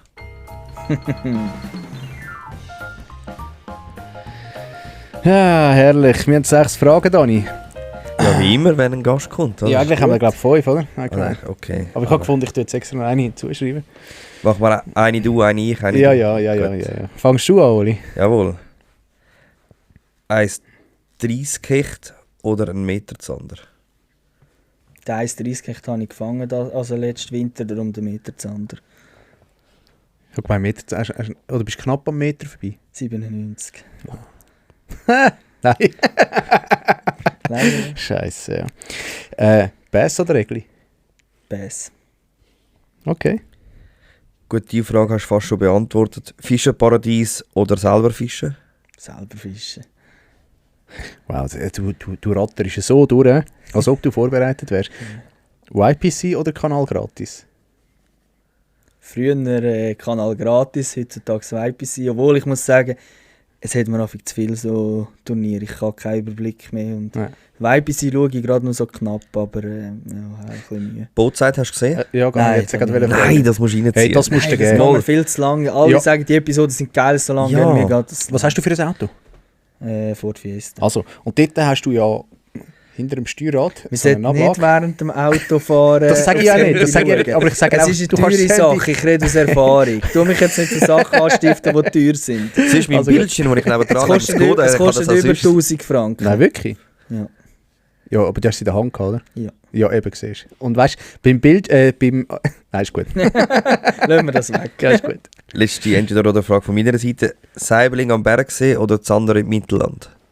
Die ist jetzt schwierig. Aber ich glaube schon eher der Zander. Obwohl, ich gehe auch gerne auf Saibling fischen, aber Zander. Gut. Du bist ja Westin-Teamfischer. Oh, das ist gut. Oh, das ist gut. Und du fischst ja Baitcaster. Mhm. Du hast aber auch Shimano gern. Ja. Westin Baitcaster oder Shimano Baitcaster? Das ist eine gute Frage. Kommt auf das Einsatzgebiet drauf an. Also ich sage, im leichten Bereich kommst du um einen Shimano BFS nicht um. Ist aber auch Preis-Leistung. Also eben so die Westin Baitcaster sind um die 250 Franken. Das sind es wert. Im Big Bait-Bereich gehen die Westin Baitcaster. Aber ich sage jetzt für mich als Freak schon eher die Shimano. Im Westin Big Bait Bereich gönnt Baitcaster von Westin? Die W6? Nein, der gewinnt schon auch Calcutta Conquest. Eben. jetzt Aber haben wir ich den. sage, dort kannst du sie besser brauchen als jetzt die leichte, die 51er Westin, was es gibt. Die ist okay für einen Anfänger, aber nicht Ich habe sie in der UL 1 bis 7. Also was, Route meinst du jetzt? Ja. Aha, ich rede Also- von der Rolle. Ja, ich habe eine 1 bis Aha. 7 Gramm Rute von der Mit Maximus mit der Westin W6 051. Aber du kannst es nicht vergleichen mit der Nein, es ist BFS. nichts. Es ist nichts. Es Es langt Für es kleine langt für Kartbaits Richtig. geht es, aber Und für so klein- feine Sachen kannst du nicht rühren. und so ein bisschen im Bach lange Zau, um man das Spinner ein bisschen ja, im Pulli rühren. aber von einer Rolle für 250 Stutz erwarte ich das auch nicht. Nein, Also. logisch, nein, logisch. Und Shimano muss man schon sagen, die haben natürlich ein paar Jahre Ja. mehr Erfahrung. Das ist so. Aber wie findest du allgemein die Rolle von Westin? Finde ich PC? eigentlich, also ich finde sie Findest- optisch finde ich sie sehr cool. Mhm. Preis-Leistung jetzt für mich als Händler ist super, oder? Das ist eine Rolle, die du am Einsteiger gut kannst verkaufen mit einem ruhigen Gewissen. Ja. Hätte es gescheiter nicht gemacht, oder? Mal, also, ja, ich meine, ich frage mich halt, muss man überall die Finger drin haben? Das Ja. ist die Frage, die ich Ja. mir immer wieder stelle. Es gibt schon Platzhirsche. In meinen und- Augen gibt es einfach Shimano Daiwa. Voll. Und Oh, ja, da mir kommst du aber hat's- Probleme über mit einem, wo wir da einen Podcast hatten, der so Abu-Fan ist. Also, Ja, gut, das sind die Alten. Nein, und das ist, man hat es gesehen mit Savage Gear, der Rollen rausgebracht hat, die sind alle scheiße gewesen. Hey, ich muss sagen, nein, ich finde von nicht. Ich finde von wirklich Wir haben nicht. viele Probleme gehabt. Ich Wir find- haben viel verkauft und wir haben viele Probleme. Baitcaster, das, Die kann ich nicht beurteilen. okay, das G10 und das G6 sind es, glaube ich, 6 und 10. Ich finde die der absolute Wahnsinn. Vor allem das G10, ich habe die jetzt schon über ein Jahr, über 1,5 Jahre. Und ich habe also 2 Backlash geworfen mit denen. Also, Also, ist wirklich, du missest eine Baitcaster-Rolle an einem Backlash, den du machst. Also, das liegt an deinem anglerischen Können und nicht an ja, der ja, Rolle. natürlich, Das ist aber die, du ja, natürlich, aber die muss ja auch zu mir passen. Die muss ja zu mir passen. Und darum, ich bin mega happy mit dieser Rolle im Fall, wirklich. Und ich habe mit dieser Rolle, habe ich, die habe ich auf der Egli-Route gehabt, 5 bis 25 Gramm. Und ich habe weitergerührt als der andere mit der stationären Rolle. Also, ist für mich, Aber soll ich dir jetzt etwas sagen? weiss ich noch nicht Die so recht. Westin-Rollen sind eigentlich die Weiterentwicklung von der Savage Gear-Rolle. Ja, Weil die richtig. Person, die die gemacht hat, Die sind zu alle Westin über. gewechselt, das Richtig. ist das gleiche wie mit den Kameras, das ist eine Weiterentwicklung von der Water. Exakt, bin ich voll bei dir. Muss aber sagen, die Westin-Rolle, ich weiss nicht, was dort anders ist, aber es ist etwas anderes. Ich wirf mit der nicht so wie mit der Savage Gear. Ja. Und die Also- Frage ist, sind die Rollen wirklich von Grund auf entwickelt worden? Richtig, Ich könnte mir auch richtig. gut vorstellen, dass die sind relativ schnell gekommen, Ja. dass die einfach, ja, halt bei der Produktion hast gesagt, wir wollen das designen und das Exakt. Innenleben, ich glaube nicht, dass Westin das entwickelt. Auch vom Handling her ist die Rolle anders als die von Savage Gear. Das kann gut sein. Weil ich bin auch davon, also bin ich voll bei dir, die Leute sind über und ich habe gedacht, ja gut, bei Savage Gear haben sie für mich einen geilen Job gemacht, also kaufe ich die auch. Und ich habe die W4 und die W6 von der Westin. Also ich bin zufrieden mit denen, muss sagen, es ist, sie tun ihren Job und wie du sagst, für den Preis, ja, bei der Shimano kommst du wahrscheinlich ein bisschen qualitativere Rollen über, aber ich habe das Gefühl, sie tun ihren Job und es ist gut, aber das Design und das Handling ist nicht das Gleiche. Also da merke ich das kann sein, den Unterschied, ja. Aber, ja. Eben, Ja, schauen wir, was schlussendlich- noch kommt in Zukunft. Ja. Schlussendlich Shimano. Bin ich okay mit dir. Wir können ja den Sportfischermesse noch einmal drüber reden. Absolut. Dann Gibt haben dir sie dann sich vielleicht etwas in die Finger? perfekt, ja, da bin ich froh. Das ist gut. Das Jahr bin ich als Besucher dort. Und nächstes Jahr. Sehr schön. Hast du keinen Stand mehr? Können wir das gerade droppen? Hey, zu 99% habe ich vom Edgefish Schweiz aus keinen Stand. Ja.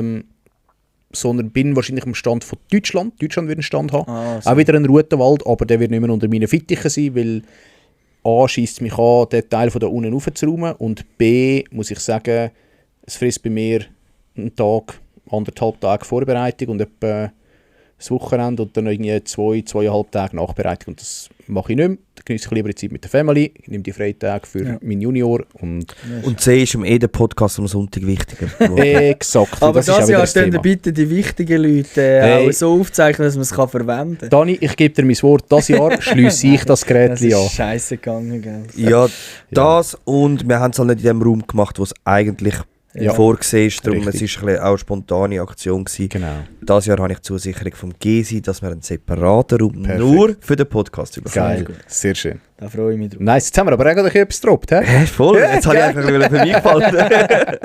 Aber ja, Perfekt. Dani, hast du noch irgendetwas nicht dürfen erzählen, was du unbedingt hast erzählen? Ich habe da noch ein paar Sachen mitgenommen für ein Gewinnspiel, oder? Ah, gut. jetzt wird spannend, jetzt wird spannend. Dort habe ich etwas dabei, das muss ich jetzt ganz schnell Ein Tablet? holen. Nein, nicht das Tablet. Ich habe 3 Pakete gemacht. Oha, Jetzt raschelt es aber recht. ja, im da sind wir jetzt Hintergrund. gespannt. Ja. Wie ihr das wollt verlosen oder wie auch immer, das überlasse ich euch. Das könnt ihr dann Das hat bis entscheiden. jetzt immer der Gast entschieden. Ja. Aha.